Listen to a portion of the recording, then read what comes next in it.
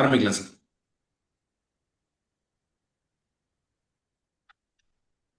அன்பு நண்பர்கள் அனைவருக்கும் வணக்கம். இந்த இனிமையான மாலை பொழுதில் உங்கள் அனைவரையும் இந்த பட்டிமன்ற நிகழ்ச்சியின் வழியாக சந்திப்பதில் மிக்க மகிழ்ச்சி. இந்த நிகழ்ச்சியை முறைப்படியாக தொடங்குவதற்கு முன் ஒரு சில ஒருங்கிணைப்பாளர்களுக்கு நன்றியை சொல்ல வேண்டிய தருணம் இது. ஏன் அப்படின்னா, இந்த நிகழ்ச்சி இன்னைக்கு இந்த நிமிடத்துல தொடங்கும் போதே ஏறத்தாழ 27 நண்பர்கள் இணைந்திருக்கிறாங்க. நல்ல சக்சஸ்ஃபுல்லா நடக்குது. இது எங்களுடைய 8வது இணையவழி பட்டிமன்றம். அப்படிங்கிற போதும் நிறைய மனிதர்கள் எங்களுக்கு இருந்து சப்போர்ட் பண்றாங்க. அப்படிங்கிற அந்த மனிதர்கள் அத்தனை பேருக்குமே நன்றி சொல்ல வேண்டிய சூழ்நிலை இருக்குது. அதுல தொடக்கத்துல இருந்தே எங்களோடு இணைந்து எங்களுக்கு உதவி செய்து வரும் தமிழா கார்த்திக், இந்த நிகழ்ச்சிக்கான லிங்க், ஜூம் லிங்க் சப்போர்ட் பண்ணி கொடுத்த செல்வகுமார் சார், இதற்கான ப்ரௌசர்ஸ், எடிட்டிங்ஸ், பேக்ரவுண்ட் ஒர்க்ஸ், இந்த மாதிரி இதுக்கு பின்னாடி ஒரு மிகப்பெரிய குழுவே இயங்கிக்கிட்டு இருக்கு. அந்த குழுவில் முக்கியமான சிவகனி மேம், அருணகிரி சார், ஆண்டனி, இந்த மாதிரியான அத்துணை நல்ல உள்ளங்களுக்கும் முதற்கண் என்னுடைய நன்றியை உரித்தாக்கிக் கொள்கிறேன். இன்றைய பட்டிமன்றத்தினுடைய தலைப்பு, இந்த மாதிரியான எல்லா விஷயங்களையும் வரவேற்பதற்காக இன்னைக்கு நடுவர் அவர்களை நான் இப்போது வரவேற்கிறேன். நம்முடைய நடுவர் அவர்களை எல்லோருக்குமே தெரியும். ஏறத்தாழ தெரியாத முகங்கள் அப்படிங்கிறது மிகவும் குறைவு. அது வேற யாரும் கிடையாது, நம்முடைய ராமசாமி சார் தான். ஏறத்தாழ 27 வருடம் பயிற்சி அனுபவம் கொண்டவர். அவர் போகாத பள்ளி கல்லூரிகள் கிடையாது, பயிற்சி வழங்காத தளங்கள் கிடையாது. ஜேசிஐயில் 1999 முதலே ஒரு மிக மகத்தான பணியை செய்து வருகிற ஒரு நபர். அவரை பற்றி ஒரு தனிப்பட்ட முறையில ஒரு யூனிக்கான விஷயம் சொல்லணும் அப்படின்னு பாத்தீங்கன்னா, வாய்மை வல்லமை அப்படின்னு ஒரு வாட்ஸ்அப்ல ஒரு குரூப் வச்சிருக்காங்க. கொரோனா காலகட்டத்துல தொடங்கப்பட்டது. டெய்லி அதுல ஒரு வாய்ஸ் பதிவு போடணும். எத்தனை மனிதர்களால் நம்மளால தொடர்ந்து அதை செய்ய முடியும் அப்படின்னு தெரியாது. ஏறத்தாழ 2100க்கும் மேற்பட்ட பதிவுகள் இன்று வரை தொடர்ந்து தான் செய்த காரியத்தை செய்து கொண்டு வருகிற மனிதர்கள். அப்படிப்பட்ட ஒரு மிகச்சிறந்த ஆளுமை. ஒரு பேசாத தலைப்புகளே இருக்காது. மோட்டிவேஷனல் ட்ரெய்னர், டைம் மேனேஜ்மெண்ட், பல தலைப்புகளிலும் மிக சிறப்பாக செயல்படக்கூடிய ஒரு மனிதர். இன்னைக்கு அவங்க நம்முடைய நடுவராக நம்மோடு இணைந்திருக்கிறார்கள். அவர்களை நான் அந்த தருணத்துல உங்கள் எல்லோருடைய சார்பாகவும் வரவேற்றுக் கொள்கிறேன். அவர்களிடம் இந்த தளம் ஒப்படைக்கப்படுகிறது. மிக சிறப்பாக இந்த பட்டிமன்றத்தை முன்னின்று நடத்தி தரும்படி கேட்டுக்கொண்டு விடைபெறுகிறேன். நன்றி. அனைவருக்கும் மாலை வணக்கம். ஒரு சிறந்த தலைப்புல நம்ம எல்லாரும் கூடியிருக்கிறோம். நான் ஒரு 2-3 தடவை ஜட்ஜா இருந்திருக்கேன். இந்த வரையும் சிறப்பாக செய்வேன்னு நம்பிக்கை.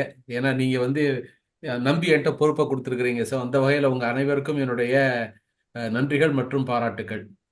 இப்போ நம்ம பார்க்க போற டாபிக் என்னன்னா, குடும்ப சூழல்ல இன்னைக்கு சில விஷயங்கள் குறைஞ்சிட்டே வருதுங்க. அது பொறுமையா இல்ல ஒழுக்கமா அப்படிங்கிறத பார்க்கறதுக்காக தான் வந்திருக்கிறோம். ரெண்டுமே இன்டர்லிங்க்டு தான். இதை சார்ந்து அது இருக்கு, அதை சார்ந்து இதை இருக்குங்கன்னா கூட நம்ம என்ன ஏதுங்கிறத நம்ம தெரிஞ்சுக்கிறதுக்கு ஒரு 3 பேரை பேச விட்டுல சண்டை போட விட்டு அவங்கள்ட்ட இருந்து ஏதாவது பாயிண்ட்ஸ் கிடைக்குதா அப்படின்னு பார்க்கறதுக்காக தான் வந்திருக்கிறோம். அந்த வகையில ஒழுக்கம் அப்படிங்கிற அணியில பேசுறதுக்கு நான் இப்ப எல்லாரையுமே இன்ட்ரோடியூஸ் பண்ணிட்டோமா, இல்ல பேசுற சமயத்துல இன்ட்ரோடியூஸ் பண்ண போறோமா? எல்லாரையும் இன்ட்ரோடியூஸ் பண்ணிருங்க. ஜஸ்ட் ஒரு லைட்டர் ஒரு ஒன் லைட் சொல்லி அவ்வளவுதான். அந்த வகையில முதல்ல ஒழுக்கம்ங்கிற அணியில முத்துலட்சுமிங்கிறவங்க பேசுறாங்க. அவங்க அறிவியலும் இலக்கியமும் சேர்ந்த கலவை. BSc physics, MA English literature, அதுக்கப்புறம் ஒரு பப்ளிஷிங் கம்பெனியில ஒர்க் பண்றாங்க. தன்னுடைய குரல் மூலமா நிறைய கதைகள் சொல்லி பல விஷயங்களை செஞ்சுட்டு வராங்க. ஸோ அவங்க ஒழுக்கம்ங்கிற அணியில பேசுறாங்க. அடுத்தது அதே ஒழுக்கம் அணியில செல்வகுமார் இருக்காரு. அவர் காற்றாலை சம்பந்தமா நிறைய வச்சிருக்காரு. ஸோ நிறைய காத்து, நம்ம எல்லாம் புயல்லாம் வரும் அப்படின்னு நம்புறோம். அவருடைய பேச்சுல பல ஆக்ரோஷமான சில விஷயங்களை சொல்லுவார் அப்படின்னு நான் நிச்சயமா நம்புறேன், ஒழுக்கம்ங்கிற தலைப்புல. அடுத்தது 3வது ஸ்னேகா. இவங்க ஆம்னிபஸ் அப்படிங்கிற ஒரு கம்பெனியில் ஸ்போக்கன் இங்கிலீஷ் ஃபோனிக்ஸ் அந்த மாதிரி சொல்லி தராங்க. She is also a writer, communicative English ட்ரெயினராக இருக்காங்க. ஸோ ஒழுக்கத்தை பற்றி ஒரு ட்ரெயினராக இருக்கிறவங்க எப்படி அப்படிங்கிறது நமக்கு தெரியும். கரெக்டான டயத்துக்கு வந்து எல்லாரையும் சொல்லி அவங்க அதாவது டைம் மேனேஜ்மெண்ட் எடுக்கிறவங்க கரெக்டாக அந்த டயத்துக்கு முன்னாடியே வந்துட்டாங்க. ஸோ அதனால அவங்க சொல்றதை தான் செய்வாங்கன்ற நாங்கள் நம்புகிறோம். இதை தாண்டி இல்லை பொறுமை அப்படிங்கிற அணியில பேசுறதுக்கு நம்மளுடைய குமரிராஜன் இருக்காரு, South Indian bank manager, PG குருகுலம்ல ட்ரெயினர்.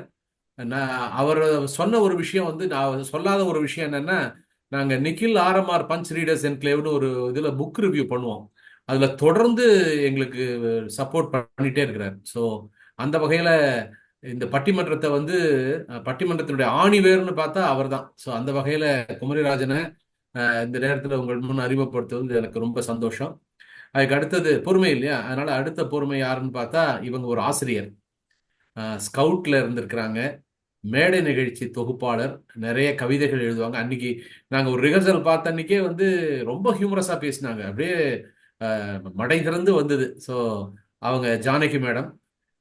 அதுக்கு அடுத்தது வந்து பொறுமையில் கடைசியாக பேச போகிறது, ஐ மீன் கடைசியாக நான் இன்ட்ரடியூஸ் பண்ண போகிறது அர்ச்சனா. இவங்க வந்து ஒரு கல்லூரி மாணவி, பொறுமை கல்லூரி மாணவி, ரெண்டும் வெவ்வேறு விஷயமா இருக்கிற மாதிரி இருக்கு.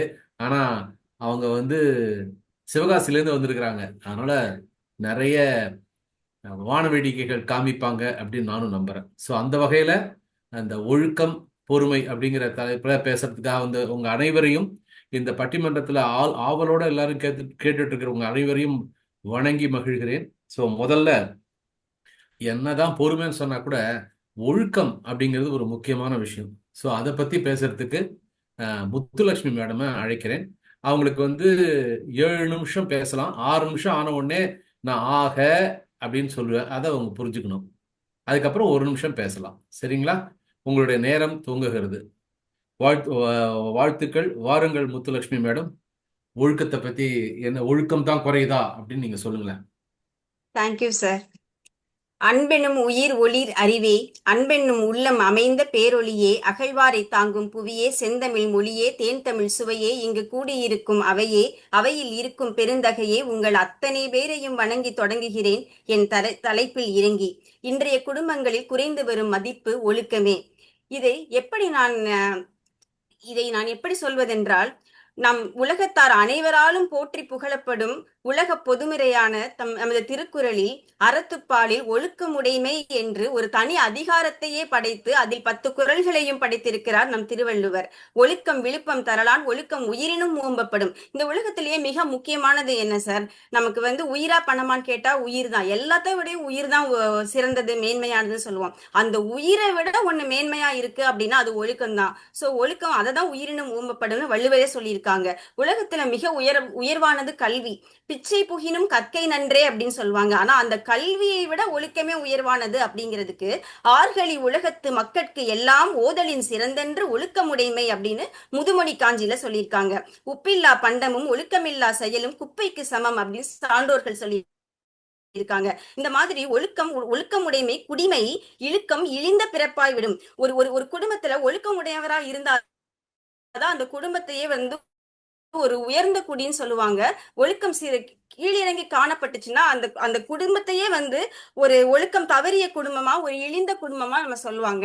இந்த மாதிரி திருக்குறள்ல திருவள்ளுவரே இப்படி சொல்லியிருக்காங்க, ஒழுக்கத்தின் எய்துவர் மேன்மை, இழுக்கத்தின் எய்துவர் எய்தா பழி. ஒழுக்கத்தினால உயர்ந்த நிலையை அடையலாம், உன்னதமான நிலையை அடையலாம். ஆனா ஒழுக்கம் இல்லாம போச்சுன்னா வேண்டாத பழியை தான் நம்ம அடையணும் அப்படின்னு சொல்றாங்க. ஒழுக்கத்தை தராத கல்வி வீணானது. கல்வியின் பயன் அறிவு, அறிவின் பயன் பண்பாடு, பண்பாட்டின் பயன் ஒழுக்கம். தனிமனித வளர்ச்சியும் சமுதாயத்தின் வளர்ச்சியும் ஒழுக்கத்தை சார்ந்தே இருக்கிறது அப்படின்னு சொல்றாங்க. சரி, இப்படி எல்லாம் சொல்றீங்களே, ஒழுக்கம்னா என்னங்க? ஒழுக்கத்தை உயர்ந்த இடத்துல இருந்து நம்ம கத்துக்கணும். நல்லவங்க கிட்ட இருந்து கத்துக்கிட்டா நல்லொழுக்கம், தீயவங்க கிட்ட இருந்து கத்துக்கிட்டா தீயொழுக்கம். இந்த உலகத்திலேயே வந்து இப்போ மத்த எந்த லாங்குவேஜ்ல பாத்தீங்கன்னாலும் டிசிப்ளின் ஒரே வேர்ட்ல சொல்லிடுவாங்க. ஆனா அந்த டிசிப்ளின்னாலே குட்னு அர்த்தம். ஆனா நம்ம தீயொழுக்கம்னு சொல்லி 2 வகையா நம்ம பிரிக்கிறோம். அந்த சிறப்பும் நம்ம ஒழுக்கத்துக்கு நம்ம தான் கொடுத்திருக்கோம். சோ நல்லொழுக்கம் வந்து இன்பமான வாழ்க்கை நல்வாழ்க்கையை கொடுக்கும். தீயொழுக்கத்துல நம்ம பழகிட்டு இருந்தோம்னா துன்பத்தை தான் கொடுக்கும். இப்போ வந்து ஒரு இடத்துல இருந்து தண்ணி ஒழுகுது அப்படின்னா எப்படி ஒழுகும்? மேலிருந்து கீழா தான் ஒழுகும். சோ அந்த மாதிரி அதுக்கு பேர் தான் ஒழுகுதல்னு சொல்லுவாங்க. அப்படி சொட்டு சொட்டா ஒழுகும் போது எப்பவுமே மேலிருந்து கீழா ஒழுகும். அதுல இருந்து என்ன தெரியுதுன்னா, மேலானவர்களிடத்திலிருந்து உயர்ந்தவர்களிடத்திலிருந்து நம்ம ஒழுக்கத்தை நம்ம கத்துக்கிட்டோம்னா நல்லொழுக்கம் நமக்கு தானா வந்துரும். திருடாம இருப்பது, பொய் சொல்லாம இருக்கிறது, செய்யக்கூடாதவைகளை செய்யறது, இதெல்லாம் மட்டும் ஒழுக்கம் இல்ல. இதையும் தாண்டி உயர்ந்தவர்களிடத்திலிருந்து நம்ம குடும்பங்கள்ல நம்ம ஒரு அடிப்படையான ஒழுக்கம் என்ன சொல்லி கொடுக்கணும் பிள்ளைங்களுக்கு அப்படின்னா, உயர்ந்தவர்களிடமிருந்து பெற்ற நல்ல இயல்புகளை ஒவ்வொரு நாளும் இடைவிடாமல் கடைபிடிக்க வேணும் அப்படிங்கறதா இதுல முக்கியமானது. நம்ம தினம் காலையில எந்திரிக்கணும் அப்படின்னா அதை ஒரு பழக்கத்துல ஒரு நாள் மட்டும் செய்யாம ஒரு வாரம், ஒரு மாதம், ஒரு வருடம் அப்படின்னு சொல்லி தொடர்ந்து செய்யறோம்ல, அதுக்கு அந்த அந்த இதுதான் வந்து ஒழுக்கம்னு சொல்றது. அந்த மாதிரி நல்ல இயல்புகள் பயிற்சி இல்லாம வராது, ஒரு நாள்ல வராது. இடைவிடாத பயிற்சி வந்து மிகவும் முக்கியம் அப்படின்னு சொல்லுவோம். ஒழுக்கத்தை எத்தனை வகையா சொல்லலாம் அப்படின்னா, நல்லொழுக்கம், தீய ஒழுக்கம், சுய ஒழுக்கம், மன ஒழுக்கம், காலை ஒழுக்கம், உணவு ஒழுக்கம், பேச்சு ஒழுக்கம், பண ஒழுக்கம், நேர ஒழுக்கம், மரியாதை ஒழுக்கம், சமூக ஒழுக்கம், டிஜிட்டல் ஒழுக்கம், குழந்தைகள் ஒழுக்கம், இன்னும் பல விதமா நம்ம ஒழுக்கத்தை சொல்லலாம். இந்த இந்த எல்லா ஒழுக்கமும் இதுல இப்போ பொறுமைங்கிறது வேற ஒண்ணுமே கிடையாது. அதுவும் வந்து இந்த மன ஒழுக்கத்திலேயே வந்துரும். இந்த எல்லா இந்த இந்த ஒழுக்கம்ங்கிறதுக்குள்ள ஒரு சின்ன எலிமெண்ட் தான் பொறுமை. அதனால குடும்பங்கள்ல குறைஞ்சிட்டு வர்றது ஒழுக்கம்னு சொன்னாலே அதுல தானாவே வந்து பொறுமையும் உள்ள அடங்கிடுதுங்கிறது தான் என்னோட கருத்து. காலை ஒழுக்கம் எப்படி போச்சு? காலையில 5 மணிக்கு எந்திச்சு சூரிய நமஸ்காரம் பண்ணிட்டு இருந்த அந்த நாட்கள்லாம் போயிட்டு இப்ப 5 மணிக்கு வந்து 10 வாட்டி ஸ்னூஸ் ஆஃப் பண்ணிட்டு தூங்கிட்டு இருக்கோம் சார். ஒரு நாள் ட்ரெயின்ல போயிட்டு இருக்க ஏசி கோச்ல திடீர்னு படார் ஒரு சத்தம் சார். பச்சை குழந்தைங்களும் தூங்கிட்டு இருந்தது எழுந்து ஆள ஆரம்பிச்சிச்சு. என்னன்னு கேட்டா, ஹே ரஞ்சிதமே ரஞ்சிதமே மனச கலக்கும் மந்திரமே அப்படின்னு அலாம் டோன் வச்சிருக்கான் சார் ஒரு பையன். என்னப்பா இப்படி குழந்தைய போய் அழ வச்சிட்டீங்களா? கேட்டா, என்னக்கா நீங்க இப்படி சொல்றீங்க, என்னையவே இப்படி சொல்றீங்கன்னா, எங்க வீட்டுல எங்க அப்பா ஒரு அலாம் டோன் வச்சிருப்பாரு, அதை கேட்டீங்கன்னா என்ன சொல்லுவாங்க கேட்டேன். என்னப்பா வச்சிருக்காங்க அப்படி கேட்டா, அதுக்கு சொல்றோம், என்ன ஏ அடிடாவல உதடாவல விட்ராவல தேவையே இல்ல. இப்படிலாம் அலாம் வச்ச ஏன்பா இப்படிலாம் வைக்கிறீங்க? ஏதோ காலையில எந்திரிச்சோமா கௌசல்யா சுப்ரஜான்னு ஒரு பக்தி பாடல் வைக்கலாம், இல்ல அம்மா என்று அழைக்காத உயிர் இல்லையேன்னு அம்மா பாட்டாவது வைக்கலாம், இல்ல எதுவுமே இல்லைன்னா உங்க ப்ரோ பாட்டு இருக்குது கொக்கரக்கோ சேவல் கொக்கரக்கோன்னு அதையாவது வைக்கலாம். இதெல்லாம் விட்டுட்டு இப்படி போட்டு குழந்தைய அள வச்சுட்டியப்பா சொல்லி அவனை ஆஃப் பண்ண வேண்டி இருந்தது. அடுத்தது உணவு ஒழுக்கம் பாத்தீங்கன்னா, எல்லாரும் சேர்ந்து சாப்பிட்டுட்டு இருந்த காலம்லாம் போச்சு சார். அன்னைக்கு வந்து எனக்கு மனசுல ரொம்ப சிரிக்க வைக்கிற ஒரு இன்சிடென்ட், இமாம் அண்ணாச்சியோட குட்டீஸ் டியூட்டிஸ் பார்ப்பேன் அடிக்கடி. அதுல வந்து சார் கேக்குறாரு, பாப்பா உங்க வீட்டுல வந்து அம்மா என்ன பண்ணுவாங்க கேட்டா, அம்மா டிவி பார்ப்பாங்க. அப்பா என்ன பண்ணுவாங்க? அப்பா வேலைக்கு போவாங்க. யாருமா சமைப்பாங்கன்னு கேட்டா, நாங்க சமைக்கவே மாட்டோம், நாங்க எப்பவுமே வெளில வாங்கிதான் சார் சாப்பிடுவோம் அப்படி சொல்றாங்க. இப்படி இருக்கு சார் நம்மளுடைய உணவு ஒழுக்கம். இந்த மாதிரி போயிட்டு இருந்துச்சுன்னா எங்க போய் சொல்றது? பேச்சு ஒழுக்கத்தை பாத்தீங்கன்னா, பெரியவங்க எல்லாம் பேசிட்டு இருக்கும் போது நம்ம சும்மா உட்கார்ந்து கேட்போம் ஆணு வாயை பார்த்துட்டு. இப்ப பாத்தீங்கன்னா, அன்னைக்கு ஒரு ப்ரோக்ராம்ல சார், நீயா நானா மாதிரி ஒரு ப்ரோக்ராம்ல ஒரு அந்த நடுவர் வந்து கேக்குறாங்க, நீங்க வந்து உங்க வீட்டுல இருக்கிற பெண்கள் எல்லாம் நீங்க எப்படி செல்லமா கூப்பிடுவீங்க, உங்களுடைய தாயார், மனைவி, சகோதரிகள் எல்லாரையும் அப்படி சொல்லிட்டு. அதுல ஒருத்தர் வந்து தைரியமா சொல்றாரு, சார் நான் வந்து எங்க அம்மாவையே வந்து செல்லமா வாடி போடின்னு தான் கூப்பிடுவேன் அப்படின்னு சொல்லிட்டு. அவர் சொன்ன பதில கேட்டு நடுவரே டென்ஷன் ஆகி வாய மூடுறா அப்படின்னு சொன்னாரே பாப்போம். இவர் ஒரு பக்கம் அப்படி ஷாக் ஆகி நின்னுட்டாரு. என்ன சார் அப்படி சொன்னா, உன்ன சொன்னா வலிக்குது இல்ல, அப்ப நீ ஒரு சபையில ஒரு உங்க வீட்டுல இருக்க பெண்ணா இருந்தாலும் நீங்க வீட்டுல என்ன இருந்தாலும் சபையில வந்து சொல்லலாமா அப்படின்னு சொன்னாரு. அந்த அளவுக்கு பேச்சு ஒழுக்கம் குறைஞ்சிட்டு வருது சார். இது எங்க இருந்து வருது? குடும்பங்கள்ல குறையிறது தான் நாளைக்கு சபையில வந்து சபை நாகரிகம் இல்லாம பேச தூண்டுறது. இந்த மாதிரி பண ஒழுக்கத்துல பாத்தீங்கன்னா, ஒரு 10 ரூபாவை ட்ரெஷரா வச்சுட்டு இருந்ததெல்லாம் போய் இப்போ எல்லாமே சிதைஞ்சு போச்சு. மரியாதை ஒழுக்கம் எல்லாமே போச்சு சார். அதனால ஏதோ பேசினோம் சிரிச்சோம் அப்படின்னு இல்லாம, ஒழுக்கம் இல்லாத குடும்பம் வைஃபை இல்லாத மொபைல் மாதிரி, பாஸ்வேர்ட் ஸ்ட்ராங் ஆனா வேல்யூஸ் வீக், பேட்டரி ஃபுல்லா இருக்கும் ஆனா ஃபேமிலி பாண்டிங் எம்டியா இருக்கும். ஒழுக்கம்ங்கிறது கட்டுப்பாடு இல்ல, அது வாழ்க்கையை காப்பாத்தும் பாதுகாப்பு. Discipline is not punishment, it is protection for our future. ஒருபோதும் பொய்யுரைக்க மாட்டேன்னு சொல்ற ஹரிச்சந்திரனை பார்த்து நம்ம குழந்தைங்களை வளர்க்கணும் சார். மனிதனுக்கு பகுத்தறிவுங்கிறது 6வது அறிவுங்கிறது இறைவன் கொடுத்த வரம். அந்த வரத்தை பயன்படுத்தி நம்ம ஒழுக்கமா வாழணும். மனிதனை மனிதனாக வாழ வைப்பது ஒழுக்கம். மனிதனை தெய்வ நிலைக்கு உயர்த்துவது ஒழுக்கம். தனக்கோ பிறருக்கோ தற்காலத்திலோ பிற்காலத்திலோ எண்ணம், சொல், செயல் இவற்றால் எந்த தீங்கும் விளைவிக்காததுதான் உண்மையான ஒழுக்கம். வெற்றி மட்டுமே என்றும் நிலைக்காது, தோல்வி இல்லாத வாழ்க்கை இனிக்காது. முயற்சி என்ற விதையை விதைத்துக் கொண்டே இருப்போம், முளைத்தால் மரம், இல்லை என்றால் மண்ணிற்கு உரம். தமிழனாக பிறந்ததே ஒரு வரம், வணங்கி முடிப்பதே தமிழின் அறம், முடிவில் வணங்குவதே ஒழுக்கம், அதுவே என்றும் என் பழக்கம், குடும்பங்களில் ஆகவே குறைந்து வருவது ஒழுக்கமே என்று கூறி அமர்கிறேன். நன்றி. வாய்ப்பிற்கு நன்றி அனைவருக்கும். தேங்க்யூ. அப்பா, அருவி மழை பெஞ்சு ஓஞ்சா மாதிரி இருக்கு. நீங்க நிறைய விஷயங்கள் சொன்னீங்க. அதுல குரல்ல இருந்து ஆரம்பிச்சு பல விஷயங்கள் சொல்லிட்டு வந்தீங்க. ஹியூமரஸாவும் நிறைய பேசுனீங்க. நீங்க பேசுறச்சு எனக்கு என்னோட வீட்டு ஞாபகம் வருது. அதுக்கு சாட்சியா என்னோட சிஸ்டர்ஸ் 2 பேர் இருக்காங்க. நாங்க காலையில 5:30 மணிக்கு எழுந்துக்கணுங்கிறதுக்கு எங்க அப்பா ரொம்ப குறியா இருப்பாரு. இந்த டிரான்சிஸ்டர் ஆன் பண்ணி எங்க காது கிட்ட எடுத்துட்டு வந்து ஆட்டுவாரு. வேற வழியே இல்லாம எழுந்துப்போம். ஆனா அந்த பழக்கம் தான் ஒரு நாள் கஷ்டமா இருந்திருக்கும். அப்புறம் ஓவர் பீரியட் ஆஃப் டைம் பாத்தீங்கன்னா அது இட் பிகம்ஸ் அ ஹேபிட். இப்பயோ சொல்லுவாங்க, பட்டவுடி அவர் ஷூவை வேற யார்கிட்டயோ கொடுத்து பாலிஷ் பண்ண சொல்றச்சு அவங்க அப்பா முதுகுல அடிச்சாராம். உங்க ஷூ தானே, நீ தான் பாலிஷ் பண்ணும் அப்படின்னு சொல்லி. ஸோ நிறைய விஷயங்கள் ஒழுக்கத்துக்காக நல்லா பேசியிருக்கிறீங்க. நிறைய கருத்துக்கள் ஹியூமரஸாகவும் பேசுனீங்க. ரொம்ப சந்தோஷம். இப்போ நம்ம பொறுமையா காத்துட்டு இருக்கிற ஜானகி மேடம் கூப்பிடலாம். வரீங்களாமா?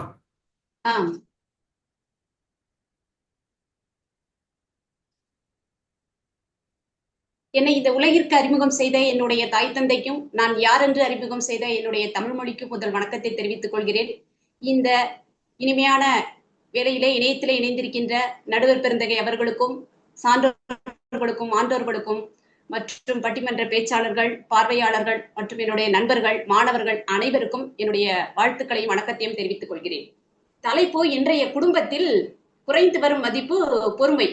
எனக்கு அம்மா பேசுனதை பார்க்கும்போது இலக்கியத்தில் ஒழுக்கம் என்ற தலைப்புல பேசுற மாதிரி தான் தெரிஞ்சது.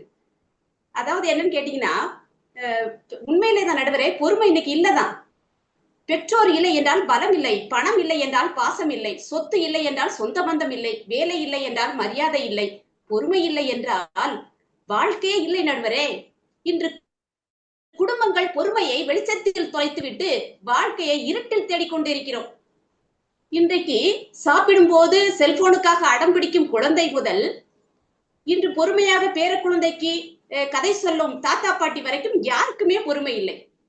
குறிப்பாக சொல்ல போனா திருமணங்கள் 10 பொருத்தம் பார்த்து 9 கிரகணங்கள் சாட்சியாக 8 திசையிலும் சொந்தங்களை வரவழைத்து 7 சுரங்கள் முழங்க அறுசுவை உணவழைத்து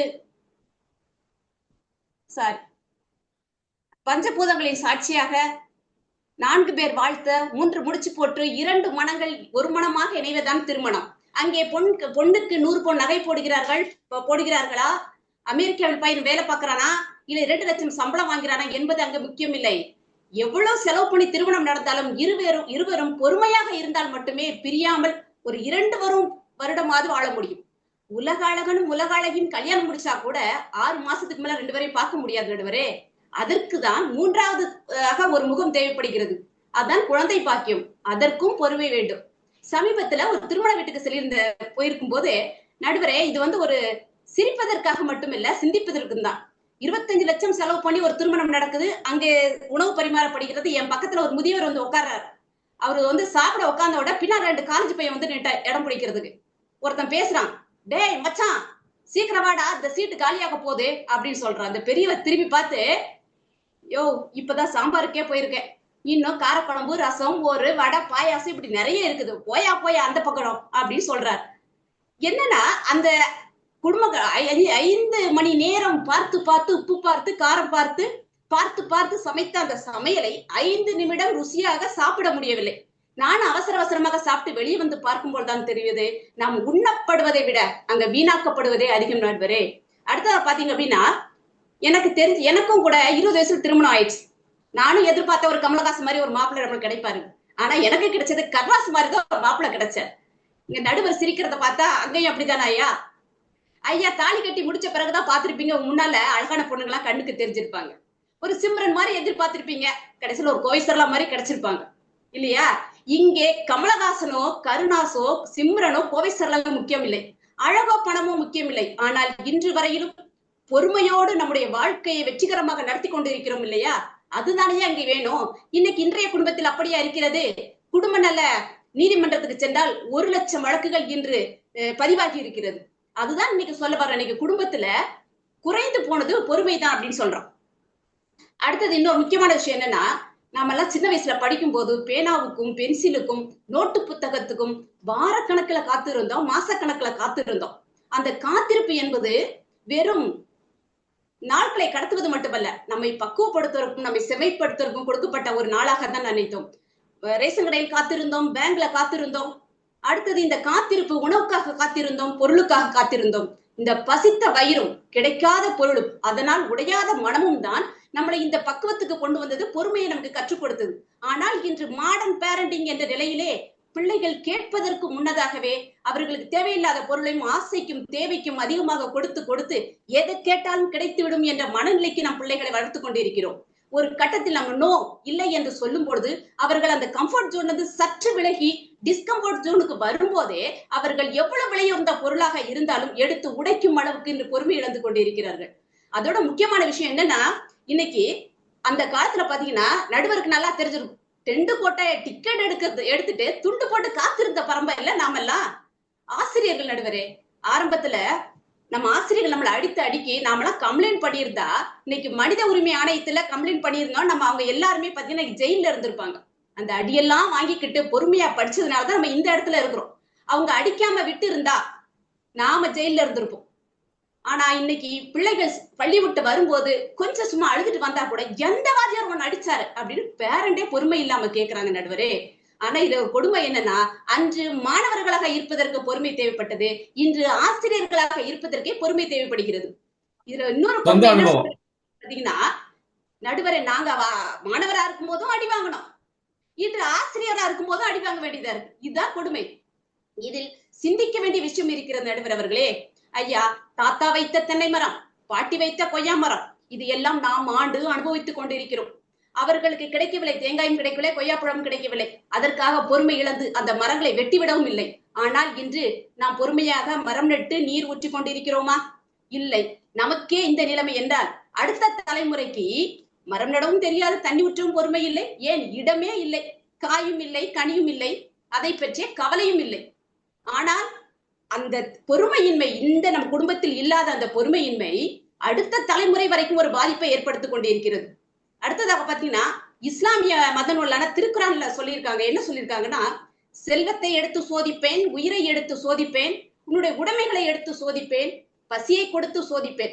இப்படி இக்கட்டான சூழ்நிலை அனைத்திலும் யார் ஒருவன் பொறுமையாக தன்னுடைய வாழ்க்கையை கையாளுகிறானோ அவனே வெற்றியாளன்.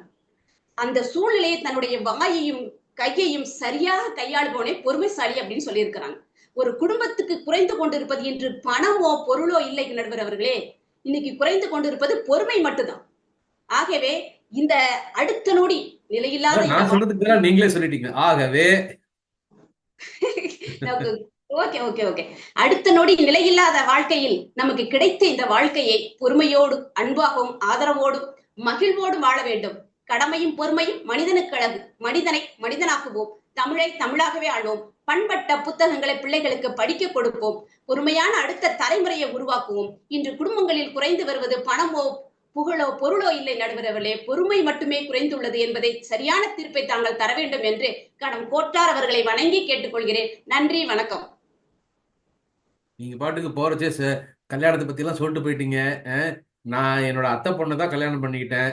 கல்யாணத்துக்கு முன்னாடி இருந்து நாங்க ஒருத்தருக்கு ஒருத்தர் ஒரு மாதிரி ஃபிக்ஸ் பண்ணி அந்த மைண்ட் செட்டோட தான் இருந்தோம். இப்போ ஆயிடுச்சு, கல்யாணம் ஆகி ஒரு 37 வருஷம் ஆயிடுச்சு. ஏதாவது சொல்லிட்டீங்கன்னா எனக்கு ராத்திரி சாப்பாடு கிடைக்காதுங்க. ஆனா நல்லா பேசுனீங்க, ரொம்ப சிறப்பா இருந்தது. இந்த பொறுமையை பத்தி நீங்க சொன்ன பல விஷயங்கள் உண்மைதான். இன்னைக்கு ஆக்சுவலா வந்து யாருக்குமே பொறுமை இல்லை. ஒரு ஆர்த்தோபெடிஷியன்ட்ட ஒரு பேஷண்ட் போறாரு, காலில் அடிபட்டிருக்கு, ஃப்ராக்சர். டாக்டர் சொல்றாரு கட்டு போடுவேன், ஆனா ரெஸ்ட் எடுக்கணும். சார், ரெஸ்ட் எடுக்காம உடனே ஆஃபீஸ் போற மாதிரி ஏதாவது வழி இருந்தா சொல்லுங்க சார் அப்படிங்கிறாரு. டாக்டர் சொல்றாரு, அப்ப நீ வேற டாக்டரை போய் பாரு அப்படிங்கிறாரு.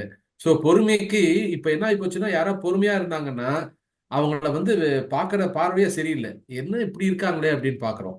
ஆனா அவங்கள பொறுத்த வரைக்கும் தெரியும் அந்த பொறுமைங்கிறது அவங்களுக்கு எவ்வளவு முக்கியமான விஷயம் அப்படின்ட்டு. நீங்க சொன்ன சில விஷயங்கள் சொல்றச்சே எனக்கு ஞாபகம் வருது. ட்ரெயின்ல வந்து பாத்தீங்கன்னா எல்லாம் அவசர அவசரமா ஏறிட்டாங்க.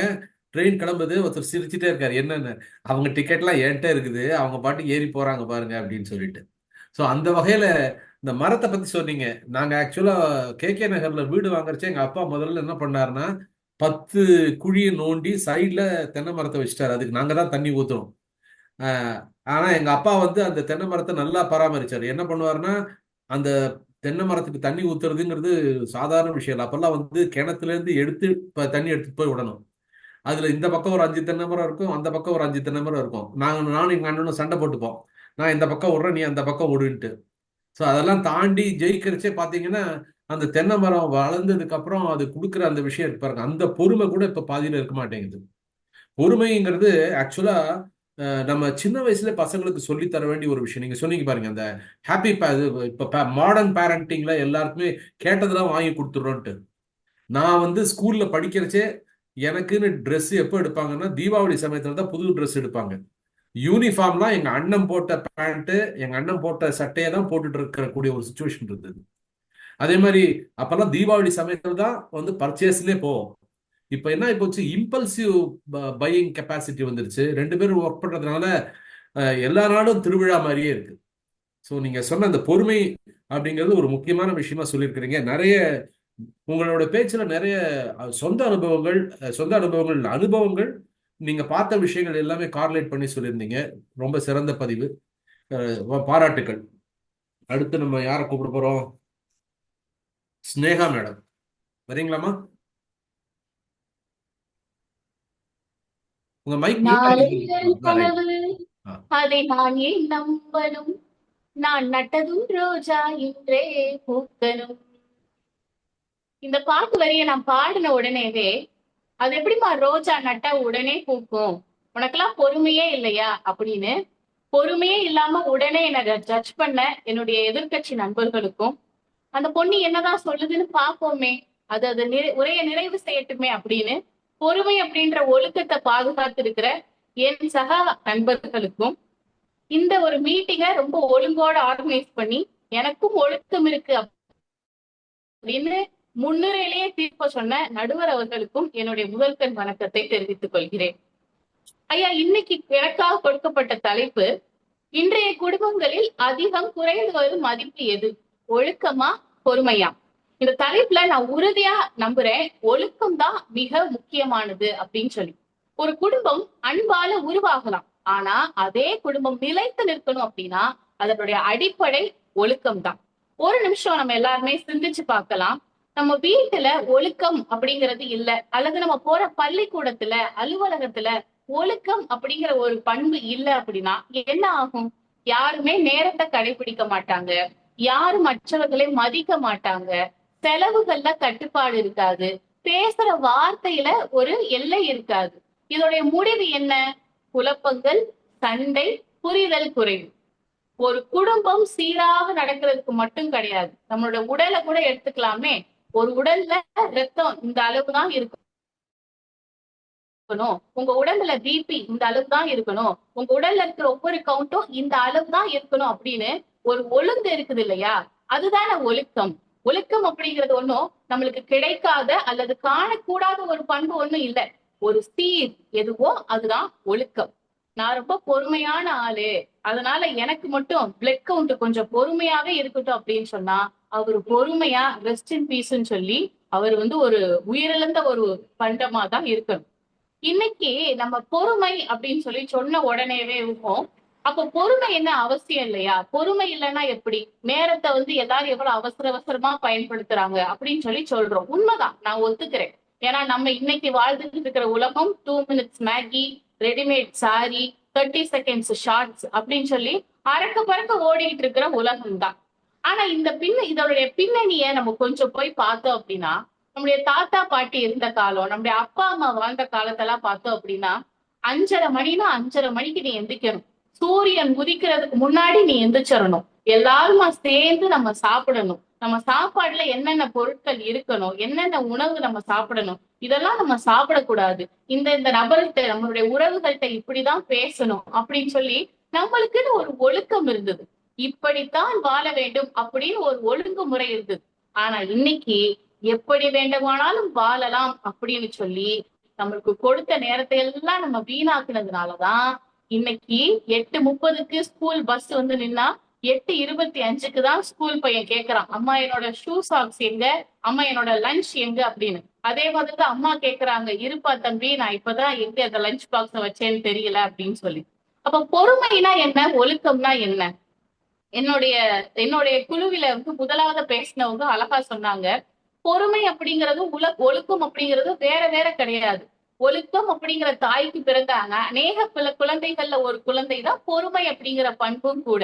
நம்ம ஆவியின் கனிகள் அப்படின்னு சொல்லி பார்க்கும்போது அன்பு, சமாதானம், சந்தோஷம், அதுக்கு அடுத்து வந்துருது நீடிய பொறுமை அப்படின்னு சொல்லி. அப்ப எது ஒழுக்கம் அப்படின்னு கேட்டா அதுலயே இந்த பொறுமை அப்படிங்கறதும் கலந்துருது இல்லையா? ஆமா, நீங்களே இத சொல்லிட்டீங்கல்ல, இந்த ஒரு எதிர்த்தரப்புல இருந்து நீங்களே இப்ப சொல்லிட்டீங்க, எங்க கட்சிக்கு நீங்களே ரொம்ப சப்போர்ட் பண்ணிட்டீங்க, அப்ப பொறுமைதானே முக்கியம் அப்படின்னு கேட்டா, பொறுமை அப்படிங்கிற ஒரு குணத்தை நம்ம ரொம்ப காலமாவே எப்படி யாரு கூட நம்ம வந்து தொடர்பு படுத்திக் கொண்டே வரோம் அப்படின்னா, ஒரு பூமியை போல நீ பொறுமையா இருக்கு, பொறுத்தார் பூமி ஆழ்வார். சீதா தேவிய பாருங்க, அவங்க எவ்வளவு பொறுமையா இருந்தாங்க பத்தியா அப்படின்னு சொல்லி பெண்கள் கூடவே இந்த பொறுப்பைய நம்ம தொடர்பு படுத்தி கொண்டே வர்றோம். நீ கொஞ்சம் சகிச்சுக்க வேண்டாமா, நீ கொஞ்சம் பொறுத்துக்க வேண்டாமா, நீ கொஞ்சம் அட்ஜஸ்ட் பண்ணிக்க வேண்டாமா அப்படின்னு சொல்லி அநேக நாட்கள் நம்ம என்ன செஞ்சுட்டு வரோம்னா, பெண்கள் கூடயே இந்த பொறுமை அப்படிங்கிற குணத்தை தொடர்பு படுத்திக்கிட்டே ரொம்ப வரோம் நம்ம. ஆனா ஒழுக்கம் அப்படிங்கிறது அப்படி கிடையாது. ஆண்களாக இருந்தாலும் சரி, பெண்களாக இருந்தாலும் சரி, இன்னைக்கு டேட்ல, இன்னைக்கு மாடர்ன் வேர்ல்டுல ஸ்டாப் டாலரேட்டிங். நீ சகிச்சுக்கிட்டு இருந்ததெல்லாம் போதும், நீ எல்லாம் பொறுத்துக்கிட்டே இருக்கணும்லாம் அவசியம் இல்ல, யூ கேன் வாய்ஸ் அவுட் அப்படின்னு சொல்ற ஒரு இடத்துக்கு நம்ம வந்துட்டோம். அப்ப இன்னமும் பொறுமை அப்படிங்கறத நம்ம கடைபிடிக்கிறது இருக்கட்டும், ஆனா பொறுமை அப்படின்னா என்ன அப்படிங்கறத நம்ம சரியா ஃபர்ஸ்ட் புரிஞ்சுக்கணும். அப்பதான் பொறுமை அப்படிங்கறதும் ஒரு ஒழுக்கம் தான் அப்படின்னு நம்மளுக்கு தெரியும். அவசரமா போறது, அவசரமான வாழ்க்கையில இருக்கிறது மட்டுமே பொறுமையை கடைபிடிக்கிறது கிடையாது. நான் வந்து ரொம்ப அமைதியா இருக்கிறேன், நான் நல்ல காலம் எடுத்து ஒரு நேரம் எடுத்து நான் இந்த ஒரு டெசிஷனாலும் எடுப்பேன் அப்படிங்கறதுனால மட்டுமே அவங்க பொறுமையா இருக்கிறாங்க அப்படின்னு நம்ம சொல்லிட முடியாது. திருவள்ளுவர் ஒரு அழகான குறள் ஒண்ணு சொல்லியிருக்கிறார், அதை வந்து நான் ஒத்துக்கிறேன். காலம் கருதி இருப்பர் கலங்காது ஞாலம் கருதுபவர். உண்மைதான். இந்த உலகத்தையே வந்து நீ ஆளணும், ஞானம் உனக்கு வேணும், இந்த உலகமே உன்னை எட்டி பார்க்கணும் அப்படின்னா நீ காலத்தை உனக்கு நிர்ணயம் பண்ண தெரியணும். You should know how to manage time. Correct தான். ஆனா ஒழுக்கத்தை பத்தி பேசும்போது திருவள்ளுவர் என்ன சொல்றாரு, ஒழுக்கம் விழுப்பம் தரலான், ஒழுக்கம் உயிரினும் ஓம்பப்படும் அப்படின்னு சொல்லி சொல்றாரு. உங்க முன்னாடி நான் ஒரு தராசுல 2 பொருள் வைக்கிறேன். ஒண்ணு, இந்த உலகத்தையே உனக்கு தாரேன், இல்லையா நீ உயிரோட வாழலாம் அப்படின்னு சொல்றேன். நம்ம யாரா இருந்தாலும் கண்டிப்பான முறையில உயிருக்குத்தான் முதலிடம் கொடுப்போம் இல்லையா? அதத்தான் நானும் சொல்றேன். ஒழுக்கம் அப்படிங்கிற ஒரு குணத்திலேயே பொறுமை அப்படிங்கிற ஒரு அழகான குணமும் தானாலேயே ரொம்ப கலந்துரும். நான் முதல்ல ஒரு பாட்டு பாடினேன் இல்லையா, நான் நட்டதும் ரோஜா இன்னைக்கே பூக்கணும் அப்படின்னு சொல்லி. இன்னைக்கே பூக்கணும் அப்படிங்கிறது எப்படிமா நடக்கும், இதெல்லாம் ஒரு முட்டாள்தனம் இல்லையா அப்படின்னு நீங்க கேட்கலாம். ஆனா அந்த ரோஜாவை எப்படி நடணும் அப்படிங்கிறதுக்கு ஒரு ஒழுங்கு இருக்கு. ஜானகி மேம் சொல்லும் போது சொன்னாங்க, என்னுடைய தாத்தா தென்னை மரம் நட்டினார், என் அப்பா அதற்கு உரம் போட்டார், தண்ணீர் ஊற்றினார், அதனாலதான் என்னுடைய பிள்ளைகள் இன்னைக்கு சாப்பிடுறாங்க அப்படின்னு சொல்லி. ஒருவேளை ஜானகி மேமோட தாத்தா நான் ரொம்ப பொறுமையான ஆளு, தென்னங்கன்றை வாங்கி என் முன்னாடி வச்சு நான் பொறுமையா காத்துக்கிட்டே இருப்பேன் அப்படின்னு சொல்லியிருந்தா அது மக்கி உரமாகத்தான் போயிருக்கும், மரமாக வந்திருக்காது. அதனால் ஒழுக்கத்தினால் வரும் பொறுமையைத்தான் நம்ம அடைய முடியுமே தவிர பொறுமையினால் ஒருபோதும் ஒழுக்கத்தை அடைய முடியாது. நான் இப்படி சொல்லி நிறைவு செய்ய விரும்புகிறேன். பொறுமை காயத்தை மறைக்கும், ஒழுக்கமே காயமே வராமல் காப்பாற்றும். பொறுமை இருந்தால் தவறு மன்னிக்கப்படும், ஒழுக்கம் இருந்தால் தவறு நிகழவே மாட்டாது. பொறுமை ஒரு எமர்ஜென்சி பிரேக் மாதிரி, ஆனா ஒழுக்கம் ஒரு ப்ராப்பர் ஸ்டியரிங். அதனால ப்ராப்பர் ஸ்டியரிங்க நம்ம கையில வச்சுப்போம், வாழ்க்கை பயணத்துல இன்னும் அதிகம் சிறப்புடன் பயணிப்போம். நன்றி, வணக்கம். சிறப்பு சிறப்பு, அழகா பேசியிருக்கிறீங்க. ரொம்ப நீட்டா உங்களுடைய கருத்துக்களை கோர்வையா சொல்லியிருக்கிறீங்க. வாழ்த்துக்கள். நீங்க சொன்னப்போ அந்த ஒழுக்கம்ங்கிறச்சே எனக்கு சில விஷயங்கள் ஞாபகத்துக்கு வருது. நம்ம ஒரு கோயிலுக்கு போறோம் அப்படின்னு வச்சுங்களேன், செருப்பை வந்து அழகா எடுத்துட்டு போய் 2 செருப்பையும் ஒண்ணா போடுவோம்.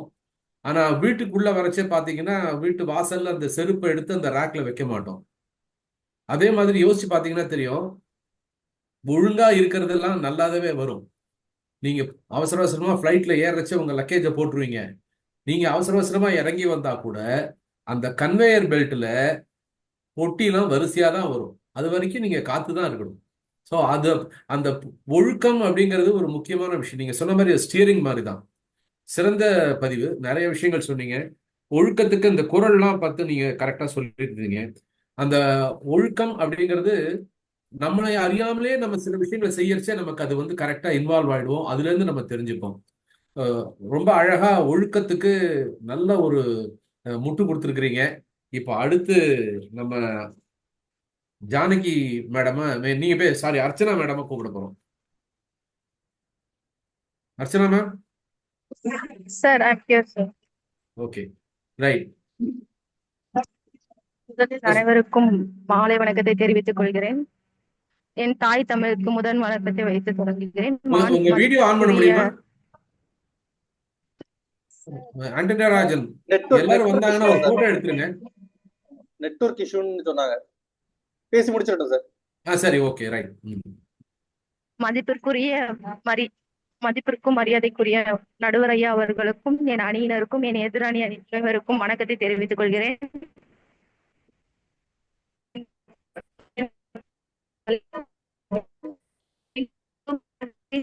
பொறுமை.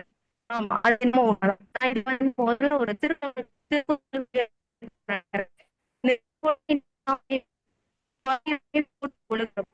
இந்த திருக்குறள்ல வள்ளையா என்ன சொல்றாரு அப்படின்னு பாத்தீங்கன்னா, ஒரு மனிதனை நிலையான மனிதனாகவும் உயர்த்தி காட்டுறது பொறுமை தான். ஆனா இன்னைக்கு இந்த பொறுமையை தான் அன்றாட வாழ்க்கையில எல்லாரும் இழந்துகிட்டு இருக்கோம். இதை நம்ம குடும்பங்களை என்பதில் இழந்திருக்கோம் அப்படின்னு பாத்தீங்கன்னா, முதல்ல சாப்பாடு.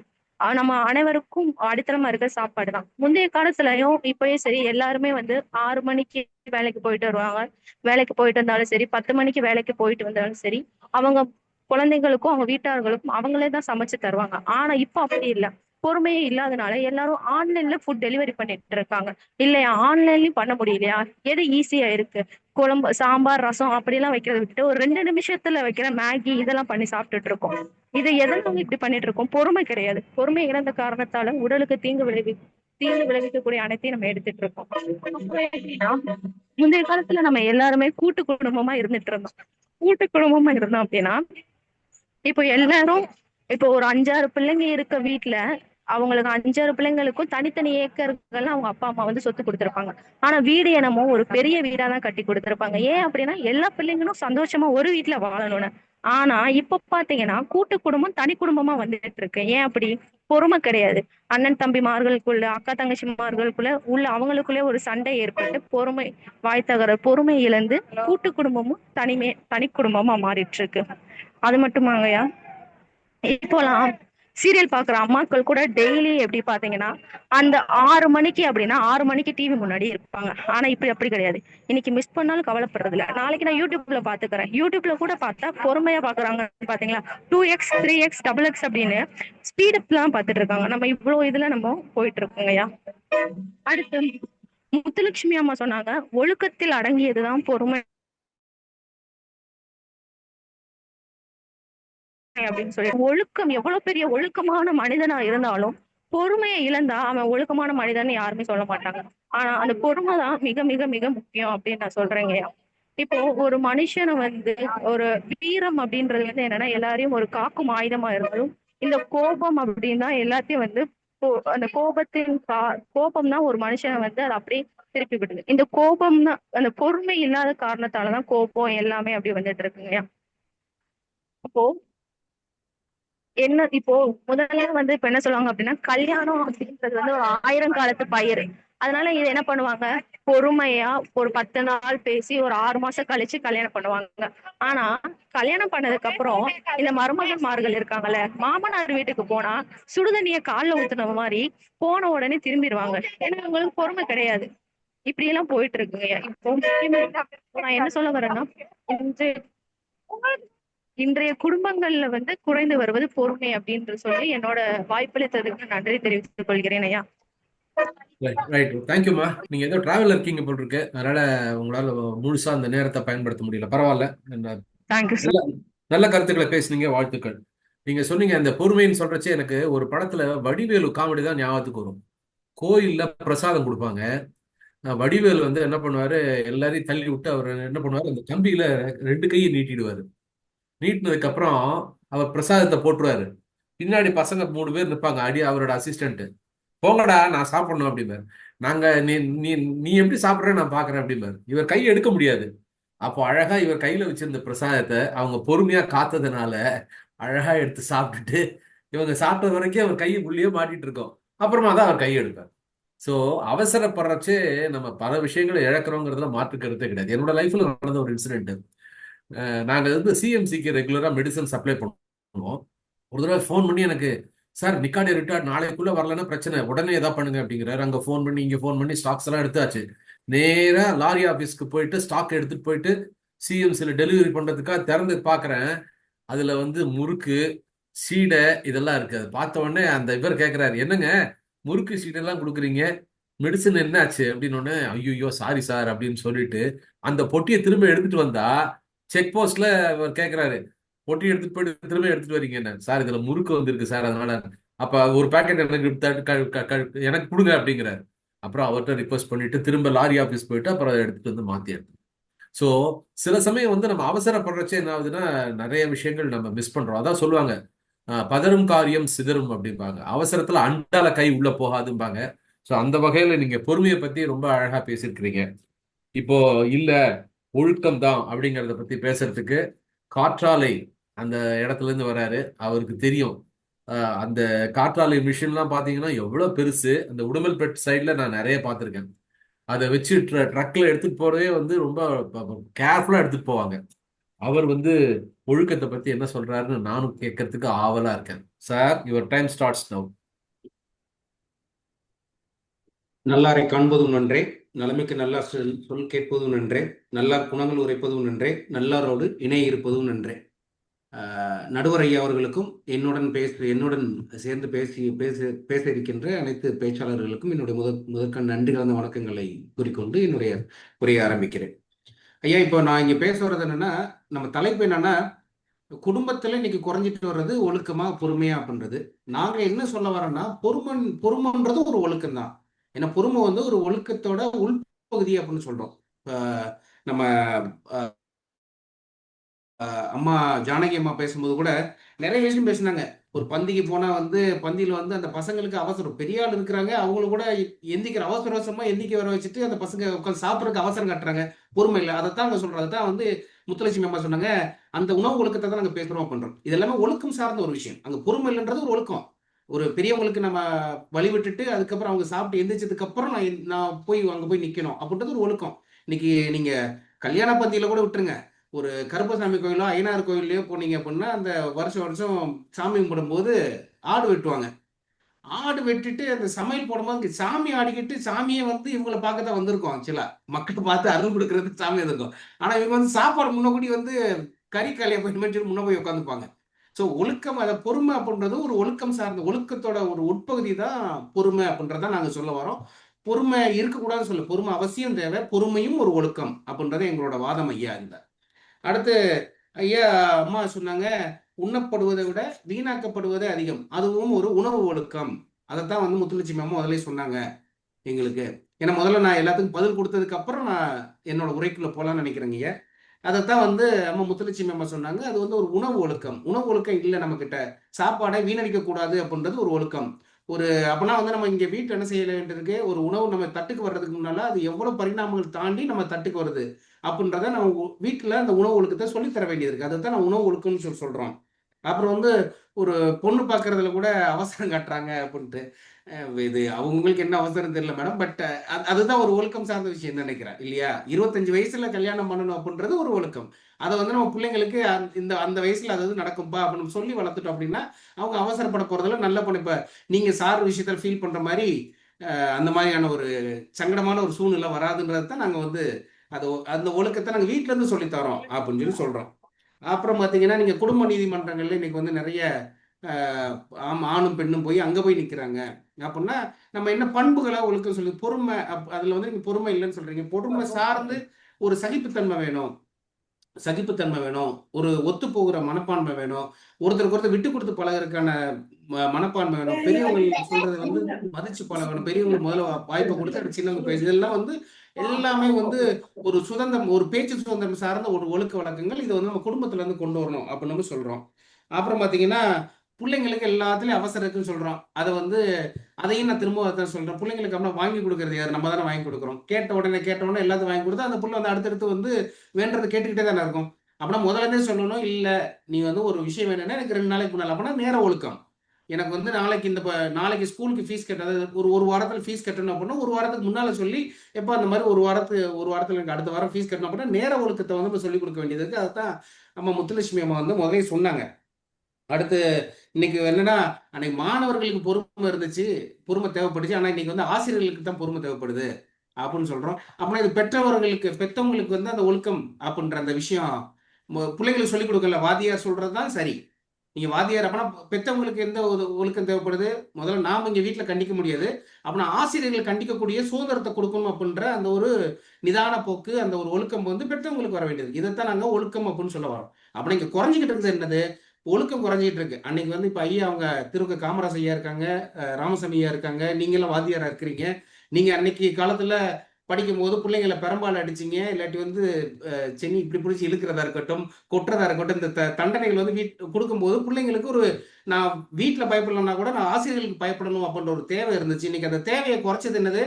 குடும்பத்துல நம்ம அந்த ஒழுக்கமான ஒரு வளர்ப்பை வந்து நம்ம பெற்றவங்க, நம்ம பிள்ளைங்க செல்ல பிள்ளைங்க. ஏன்னா அன்னைக்கு வந்து 5 பிள்ளைங்க 6 பிள்ளைங்க இருந்தாங்க. அதனால வந்து என்ன பண்ணாங்கன்னா, ஓகே வாதியாராவது கண்டிச்சு வளர்த்துட்ட பண்ணுவாங்க. இன்னைக்கு வந்து ஒரே ஒரு பிள்ளைய வச்சிருக்கோம், நான் வச்சிருக்கிறது ஒண்ணு, அதையே நான் செல்லம் வளர்க்கணும்னு சொல்ற அந்த ஒரு குறுகிய மனப்பான்மை வந்து ஒரு குடும்பத்துக்குள்ள இருக்க அந்த குறுகிய மனப்பான்மை இன்னைக்கு என்ன பண்ணிருக்கு அப்படின்னா, குழந்தைய எது சரி எது தவறுன்னு புரிதல் இல்லாத ஒரு அளவுக்கு ஒரு குழந்தைய வளர்க்குற அளவுக்கான ஒரு சமூக சூழலுக்கு தள்ளி இருக்கு நம்மள. இதுல நான் சொல்றது என்னன்னா, ஒரு குடும்பம் அப்படின்றது பார்த்தீங்கன்னா ஒரு சமூகத்துக்கான ஒரு ஏஜென்ட் மாதிரி. இந்த ஒரு சமூகம் ஒரு சரியா இருக்கணும், இந்த சமூகம் ஒரு கட்டமைப்போட இருக்கணும் அப்படின்னா அது குடும்பத்துல இருந்து ஆரம்பிக்கணும். அப்படின்னா அந்த குடும்பம் என்ன பண்ண வேண்டியது இருக்கு? எல்லா விஷயத்தையும் பண்ண வேண்டியது இருக்கு. ஒரு கூட்டு மனப்பான்மையை சொல்லிக் கொடுக்க வேண்டியது, அது ஒரு ஒழுக்கம், ஒரு கூட்டு மனப்பான்மை. அந்த குடும்பம்ன்றது நீயும் நானும், அப்பா அதை நானு, என் மனைவி, என் பிள்ளை அப்படின்றது மட்டும் இல்லை. குடும்பம் அப்படின்றது என் கூட பிறந்தவங்க, அவங்க பிள்ளைங்க, மனைவி கூட பிறந்தவங்க, அவங்க பிள்ளைங்க, இந்த சொந்தங்க எல்லாம் சேர்ந்தது நம்ம எல்லாரும் சேர்ந்த குடும்பம் அப்படின்ற ஒரு எண்ணத்தை வந்து விதைக்கணும். இது ஒரு ஒழுக்கம் அப்படின்றத சொல்ல வரோம். இந்த அப்படின்னா இந்த பேச்சு ஒழுக்கம், நினைவு ஒழுக்கம், ஒரு கருத்து ஒழுக்கம் அப்படின்றதெல்லாம் சொல்ல வரோம். அடுத்து பெரியவர்களை மதித்தல். அன்னைக்கு பாத்தீங்கன்னா சாதாரணமா ஏதாச்சும் ஒரு நிகழ்ச்சி, ஒரு விழா நடக்குது அப்படின்னா நம்ம பெரியவங்க காலில், குறைஞ்சபட்சம் அப்பா அம்மா காலில் விழுந்து ஒரு 5 ரூபாய் கூட கொடுப்பாங்க. ரொம்ப பெருசா இல்லை. இன்னைக்கு வந்து 500 ரூபாய் 1000 ரூபாய் எதிர்பார்க்கிறோம். பட் ஆனா வந்து அன்னைக்கு வந்து காலில் விழுந்தோன்னா ஒரு 5 ரூபாய் கொடுப்பாங்க. அந்த 5 ரூபாய் கொடுக்கறதுக்காக இல்லை, ஆனா வந்து காலில் விழுந்து அன்னைக்கு நல்ல ஆசீர்வாதம் வாங்கணுன்றது ஒரு ஒழுக்கம் இருந்துச்சு. இன்னைக்கு அந்த ஒழுக்கம் எங்க இருக்கு? இன்னைக்கு பையன் வந்து அப்பாவை பார்த்து பேசுறது இல்லை, அப்பாவை கூப்பிடுறதுக்கு பிள்ளைங்க வந்து சங்கடப்படுறாங்க. இது இந்த இந்த ஒரு இந்த ஒரு இந்த ஒரு என்ன சொல்றது, இந்த ஒரு சமூக அமைப்பு, இந்த ஒரு குடும்ப அமைப்பை நோக்கி தள்ளுனது யாரு? அப்படின்னா அந்த ஒழுக்கம், நாம கத்துக்கிட்ட ஒழுக்கத்தை நம்ம அடுத்த தலைமுறைக்கு நம்ம கடத்தலைன்றது வந்து ஒரு பெத்தவங்களா அங்க நம்ம ஒழுக்கத்தை நம்ம விட்டு கொடுக்குறோம் அப்படின்னு நான் சொல்ல வரேன். அப்புறம் வந்து பாத்தீங்கன்னா, ஒரு தனிப்பட்ட ஆசைகளை விட நமக்கு வந்து சமூகம், கடமை, உறவுமுறை அப்படின்றதுக்குலாம் முக்கியத்துவம் கொடுக்கணும் அப்படின்றத நமக்கு சொல்லி வளர்த்தாங்க. இப்ப அந்த ஒழுக்கம் இன்னைக்கு வீட்டுல இருக்கா? இல்ல. என் வேலையை நான், அதாவது என் பிள்ளைக்கு என்ன தேவையோ நான் படிச்சு நான் வேலை பார்க்குறேன், 2 பேரும் ஆளுக்கு ஒரு வேலையை பார்க்கலாம், வேலையை பார்த்து நம்ம நல்லபடியாக சம்பாதிக்கலாம், வீடு கட்டலாம், நகை சேர்த்துக்கலாம், பிள்ளைங்க 4 பொண்ணு வந்து இருக்கிறதுக்கு தேவையான எல்லாத்தையும் செஞ்சு வைக்கலாம். ஆனால் அந்த பிள்ளைங்க வீட்டில் என்ன பண்ணியிருக்கு நமக்கு தெரியாது.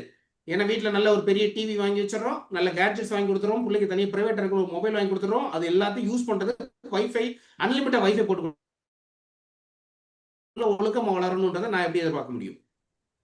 அப்படின்னா இங்க ஒழுக்கம் வந்து பிள்ளைங்க வளரும் போது அவங்களுக்கு தேவையான ஒழுக்கத்தை இப்படித்தான் இருக்கணும்ன்ற கத்துக் கொடுக்க வேண்டிய ஒழுக்கம், அந்த பொறுப்பு வந்து பெத்தவங்களுக்கு இருக்கு அப்படின்றத சொல்லுவோம். அடுத்து ஒரு குடும்பத்துக்கு ஒரு உறவுமுறை அப்படின்றது, ஒரு உறவுகள் வளரணும் அப்படின்னா அங்க வந்து முக்கியமானது தமிழரோட பண்பாடு விருந்தோம்பல். இந்த விருந்தோம்பல்ல எந்த அளவுக்கு வந்து நம்ம ஒழுக்கத்தோட நடந்துக்கிறோம். ஒரு மறுபடியும் ஒருத்தவங்க நம்ம வீட்டுக்கு வந்ததுக்கு அப்புறம் திரும்ப அவங்க வர்றதுக்கான ஒரு வாய்ப்புகளை உருவாக்கக்கூடிய ஒரு குடும்ப அமைப்பு இன்னைக்கு நம்ம வச்சிருக்கோம். அப்ப அந்த ஒழுக்கத்தை வந்து விட்டு கொடுத்தது யாரு? நாம விட்டு கொடுத்தோம். அப்புறம் அறநெறி சார்ந்த ஒரு வாழ்க்கை. அறநெறி சார்ந்த வாழ்க்கையில வந்து நம்ம மகாபாரதத்துல சொல்ற மாதிரி தியாகம் தான் இருக்கிறதுல பெரிய வீரம் பண்றோம். அப்போ ஒரு குடும்பம் ஒரு நல்லபடியா இருக்கும். ஒரு குடும்பம் நல்லா இருந்தா தான் சமூகம் நல்லா இருக்கும், சமூகம் நல்லா இருந்தா அந்த நாடு நல்லா இருக்கும். அப்படின்னா இந்த குடும்பத்துல இருந்து தான் ஒரு நாட்டோட ஒற்றுமை, ஒரு நாட்டோட சரியான விஷயங்கள். அப்படின்னா இந்த ஒழுக்கம் அப்படின்றது நம்ம ஏதோ வந்து ஒரு தவறான பழக்கங்களை மட்டுமே, நல்லொழுக்கம் தீயொழுக்கம் அப்படின்றத தாண்டி நிறைய விஷயம் நம்மளோட வாழ்க்கை நடைமுறைகள்ல இருக்கிற விட்டு போன சில ஒழுக்கங்கள் இருக்கு. அந்த ஒழுக்கங்களை நம்ம பார்க்கணும் அப்படின்னு சொல்றேன். இதுல திருவள்ளுவரோட 2 குறளை நான் சொல்லி என்னோட உரை முடிக்கலாம்னு நினைக்கிறேங்க ஐயா, அதுக்கு உங்களோட அனுமதியோட. அது ஒழுக்கத்தின் எய்துவர் மேன்மை, இழுக்கத்தின் எய்துவர் ஈதா பழி. அப்படின்னா ஒழுக்கத்தால தான் எல்லாரும் மேன்மை அடைகிறாங்க. ஒழுக்கம் இல்லை அப்படின்னா அடையத்தகாத பழியை வந்து அடைவார்கள் அப்படின்ற ஒரு திருக்குறள் சொல்லியிருக்காங்க. ரெண்டாவது வந்து பாத்தீங்கன்னா, இதுதான் நான் என்னோட உரைக்கு சம்பந்தமான ஒரு குறளா நான் பார்க்கிறேன். உலகத்தோடு ஒட்ட ஒழுகல் பலகற்றும் கல்லார் அறிவில்லாதவர், உலகத்தாரோடு பொருந்தி ஒழுகும் அறியாதவர், பல நூல்களை கற்றிருந்தாலும் அறிவில்லாதவரே அப்படின்னு திருக்குறள் சொல்லியிருக்காங்க. அப்படின்னா நாம இங்க பண்ணிக்க வேண்டியது ஒழுக்கம் அப்படின்றது நம்ம இது வரைக்கும் சொல்லிக்கிட்டு இருந்த விஷயங்களை தாண்டி இந்த சமூகத்துக்கு குடும்பத்தோட பங்கு இருக்கு. ஒரு சமூகம் நல்லா இருக்கணும், ஒரு நாடு நல்லா இருக்கணும், அது குடும்பத்துல இருந்து வரணும். அப்படின்னா எந்தெந்த ஒழுக்கங்கள், எந்தெந்த விஷயங்கள்லாம் சொல்லணும், எதெல்லாம் ஃபாலோ பண்ணி அதுபடி அடுத்த தலைமுறை வளர்த்து வர்ற பொறுப்பு அந்த பெத்தவங்களாக இருக்கட்டும், அந்த ஆசிரியர்களாக இருக்கட்டும், நம்ம எல்லாருக்கும் இருக்குன்னு சொல்லி என்னோட வாய்ப்புக்கு நன்றி கூறி என்னோட உரையை முடிக்கிறேன். நன்றி.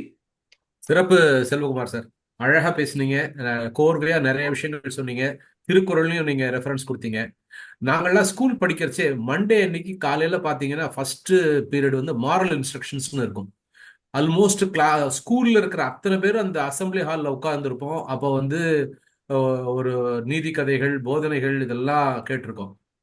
அப்போ ஒழுக்கம்ங்கிறது வந்து ஸ்கூல்லயும் சொல்லி தந்த காலம் இருந்தது. இப்போ அவங்கள்ட்ட அந்த மாரல் இன்ஸ்ட்ரக்ஷன்ஸ்ங்கிற கிளாஸே கிடையாது. அது மட்டும் இல்ல, பிசிக்கல் ஆக்டிவிட்டிக்கு பிடி பீரியடும் ஒரு ஒழுக்கத்தை கொடுக்கும்னு நான் பார்ப்பேன். ஏன்னா அடுத்தவங்களோட எப்படி பழகணும், அடுத்தவங்களுக்கு எப்படி விட்டு கொடுக்கணுங்கிற விஷயங்கள் எல்லாமே வந்து உங்களுக்கு இந்த ஸ்கூல்ல இருக்கக்கூடிய விஷயங்கள் மூலமா நமக்கு கிடைக்கும். இப்ப அதுக்குமே சான்ஸ் இல்லாத போயிடுச்சு. நம்ம பசங்களை வந்து ஒரு பையனா இருந்தா கூட அந்த பையனை நல்ல எல்லா இடத்துலயும் எக்ஸ்போஸ் பண்ணணும். எங்க வீட்டுல நான் எட்டாவது பையனா இருந்தப்போ எங்க அண்ணா எல்லாருமே வந்து என்சிசி என்எஸ்எஸ்ன்னு இருந்தப்போ நான் வந்து ஸ்கவுட்டை எடுத்துட்டு போனேன், ஸ்கவுட்ல இன்வால்வ் பண்ணேன். ஸோ அதனால என்னாச்சுன்னா எனக்கு ஸ்கவுட்ல 7th ல இருந்து 11th என்னென்ன அனுபவங்கள் கிடைச்சதோ எல்லாமே ரொம்ப யூஸ்ஃபுல்லா இருந்தது. அது எனக்கு ஒரு கூடுதலா சில தன்னம்பிக்கை கொடுத்தது. அப்புறம் எல்லாரோட சேர்ந்து எப்படி வாழணும் அப்படிங்கிற ஒரு விஷயத்தையும் கொடுத்தது. அந்த மாதிரி ஒரு பள்ளி சூழல் இப்ப இல்ல. அதை விட கொடுமை என்னன்னா, பேரண்ட்ஸ் வந்து பசங்க ஸ்கூல்ல வந்து கம்ப்ளைண்ட் பண்றாங்களாம், பசங்க ரொம்ப கெட்ட வார்த்தை பேசுறாங்க அப்படின்ட்டு. அப்ப ஆசிரியர் சொன்னாரா, அது கெட்ட வார்த்தை இல்ல, நீங்க சண்டை போட்டப்போ அவங்க கேட்ட வார்த்தை அப்படின்னாராம். ஸோ அந்த வகையில் இப்ப என்ன ஆகி போச்சுன்னா, ஒழுக்கம்ங்கிறது ரொம்ப குறைஞ்சிட்டு வருதுங்கிறத நீங்க ஹைலைட் பண்ணி பேசுனீங்க. ரெண்டாவது, நம்ம சில விஷயங்களை வந்து ரெகுலரா செய்ய ஆரம்பிக்கிறச்ச நல்ல விஷயங்கள் அது பிராக்டிஸ் ஆயிடுச்சுன்னா நம்ம எதுவும் மாற்ற முடியாது. எந்த ஒரு நல்ல பழக்கமுமே தொடர்ந்து ஒரு 21 நாள் செய்ய ஆரம்பிச்சிட்டீங்கன்னா தட் பிகம்ஸ் யுவர் ஹேபிட் அப்படிங்கிறதுக்கு நம்ம ராஜன் சார் சொன்ன மாதிரி நான் ஒரு எக்ஸாம்பிள். இந்த வாய்மை வல்லமைங்கிறது 21 நாள் பயிற்சின்னு தான் ஆரம்பிச்சோம். அதுக்கப்புறம் தொடர்ந்து இன்னைக்கு வந்து 2208வது விஷயத்தையும் போட்டு வந்திருக்கிறோம். அது ஒரு பெரிய, அது வந்து ஒரு ரெகுலரா பண்றச்சு என்ன ஆயிடுச்சுன்னா, அந்த டயத்துக்குள்ள முடிக்கணும், அதே மாதிரி அந்த கண்டென்ட்டை பேசணும் அப்படின்னு அதுலயும் ஒரு ரெகுலர் எங்களுக்கு நாங்களே சில ரெகுலேஷன்ஸ் எல்லாம் பண்றதுனால அது வந்து எங்களுக்கு நிறைய வாய்ப்புகளை வந்து வாங்கி கொடுக்குது. ஸோ அந்த வகையில ஒழுக்கம் வந்து ரொம்ப முக்கியம் அப்படிங்கிறத அழகா பேசியிருக்கிறீங்க. வாங்க குமரிராஜன் சார், நீங்க தான் கடைசியா பேச போறீங்க. என்ன உங்களுடைய நாங்க உங்களோட பேச்சை கேட்கறதுக்கு பொறுமையா இருக்கிறோம். வாங்க. நன்றிங்க ஐயா. எங்களோடு இன்றைய குடும்பங்கள் குறைந்து வரும் மதிப்பு பொறுமை அப்படிங்கிற தலைப்பில் பேசுவதற்கு ஆவலாக இருந்தாலும் இன்று வாய்ப்பு கிடைக்காததால் எதிரணியில் உட்கார்ந்துள்ள எனதருமை சொந்தங்களே, என்னோடு என்னுடைய அணியில் பொறுமைதான் குறைந்து வருகிறது என்று பேசிக் கொண்டிருக்கும் அன்பு நெஞ்சங்களே, நடுவர் அவர்களே, இதை கேட்டுக்கொண்டிருக்கும் அத்துணை நண்பர்களே, உங்கள் அனைவருக்கும் முதற்கண் இனிய மாலை வணக்கங்கள். நடுவர் அவர்களே, இந்த வாழ்க்கையில இப்போ நாங்க பொறுமையை பத்தி பேசணும். ஆனா இத பேசுவதற்கு முன்னாடி ஏறத்தாழ 3 புயல்கள் அடிச்சு ஓஞ்சிட்டு போயிருக்கு. முதல்ல முத்துலட்சுமி புயல், இரண்டாவது அவர்களுடைய அணியிலிருந்து செல்வகுமார் அப்படிங்கிற காற்றாலை புயல், இப்படி விதவிதமா கிட்டத்தட்ட ஒரு 3 புயல் அடிச்சு ஓஞ்சிருக்கு. ஆனா அவர்கள் மறந்து போன விஷயம் என்ன அப்படின்னு பாத்தீங்க அப்படின்னா, குடும்பங்கள் பெரிய காரணம் அப்படிங்கிறது இந்த பெரிய பெரிய புயல்கள் இல்லை. வாழ்க்கையினுடைய சிறிய சிறிய பொறுமையின்மை மட்டும்தான் மனிதன் தன்னுடைய வாழ்க்கையை இழந்து வருவதற்கான காரணம். குடும்பங்களில் அந்த இன்பங்கள் குறைந்து வருவதற்கான காரணம் சின்ன சின்ன விஷயங்கள் தானே தவிர அந்த பெரிய புயல்கள் இல்ல. செல்வகுமார் சார் சொல்லும்போது ரொம்ப கோபமா சொன்னாங்க, இன்னைக்கு ஏராளமான குடும்ப நல வழக்குகள் இருக்கிறது, குடும்ப நல விவாகரத்தெல்லாம் போகுது, ஒழுக்கம் சரியில்லை அப்படின்னு சொன்னாங்க. நடுவர் அவர்களே, சென்ற தலைமுறையை எடுத்து பாத்தீங்க அப்படின்னா, எனக்கு தெரிஞ்ச வகையில நான் வளரும் போது சில சமயங்கள்ல சில பேர், சில மனிதர்கள் 2 வீடு வச்சிருந்தவங்க உண்டு. நீங்களே உங்களுடைய வயசுல பார்த்திருப்பீங்க.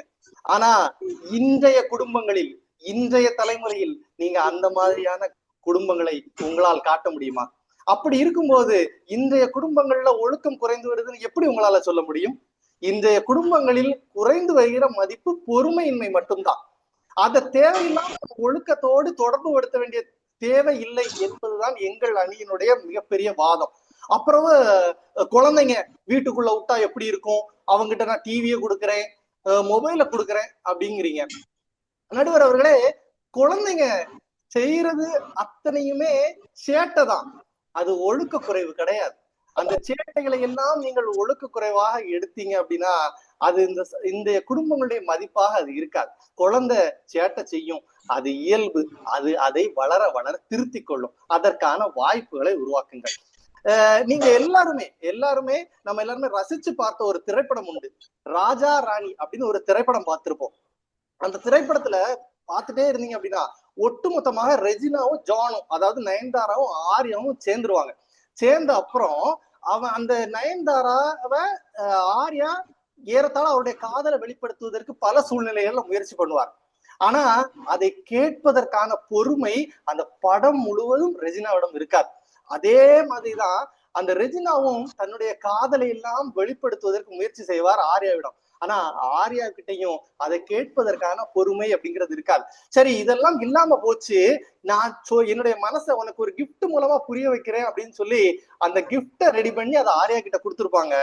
அந்த கிஃப்டை பிரிச்சு பார்ப்பதற்கான பொறுமை கூட ஆர்யாவுக்கு இருந்திருக்காது. அதேதான் இன்றைய குடும்பங்களும். நிறைய சந்தர்ப்பங்கள்ல ஏராளமான சின்ன சின்ன சின்ன நம்முடைய குடும்பங்களுடைய மதிப்பை இழந்து வருகிறோம் அப்படிங்கறதுதான் என்னுடைய மிகப்பெரிய முதல் வாதம். நடுவர் அவர்களே, அதே குடும்பங்கள்ல, இல்லங்கள்ல தொடங்குற விஷயம் சிக்னல் வர வருது. நீங்க சிக்னல்ல பாத்திருப்பீங்க, எத்தனை பேர் பொறுமையாக கடைசி 5 நொடிகள்ல நிக்கிறாங்க. கடைசி 5 நொடிகள்ல மட்டும்தான் நடுவர்களே, இவங்க எல்லாம் நேரமின்மை, நேர ஒழுக்கம் இல்லாம வரக்கூடியவங்க கிடையாது. வீட்டிலிருந்து இப்போ உள்ள இளைஞர்கள் எல்லாம் சரியான சமயத்திற்கு அவங்க அட்டண்டன்ஸை வைக்கணும். சோ அப்ப அவங்க நேரமா வரதான் செய்யறாங்க, இல்லை என்று முழுவதுமாக மறக்க முடியாது. ஆனா அந்த கடைசி 5 நொடிகளை பார்க்கும்போது நமக்குள் ஏற்படுகிற அந்த ஒரு பதட்டம் இருக்கு இல்லையா, அந்த பொறுமையின்மைங்கிற உணர்வு இருக்கு இல்லையா, அதுதான் அந்த உச்சபட்ச அந்த சிக்னல் 5 நொடி பாத்தீங்கன்னா தெரியும், நிக்காம சரன்னு திருக்கிட்டு போறோம் அப்படிங்கறதோட ரீசன் ஒழுக்கமின்மை என்பது அல்ல, அது பொறுமையின்மை அப்படிங்கறத தான் நாங்க சொல்ல வர்றோம். 4வது, செல்வகுமார் அண்ணன் எடுத்துக்கோமே. செல்வகுமார் அண்ணன் வீட்டுல 2 குழந்தைங்க இருக்காங்க, சரிங்களா? இப்ப அண்ணன் வீட்டுக்கு போறாங்க. அண்ணன் வீட்டுக்கு போனதும் குழந்தைங்க ஓடி வருது அண்ணன் கிட்ட. முன்னாடினா பழைய காலம்னா அந்த குழந்தைங்க ஒருவேளை சாக்லேட் கேட்டிருக்கும், இல்ல பண்டம் இருக்கான்னு கேட்டிருக்கும். ஆனா இப்ப இந்த காலத்துல அந்த குழந்தைங்க என்ன கேட்கும், அப்பா மொபைல் போன் கொடுப்பியாப்பா அப்படின்னு கேட்கும்.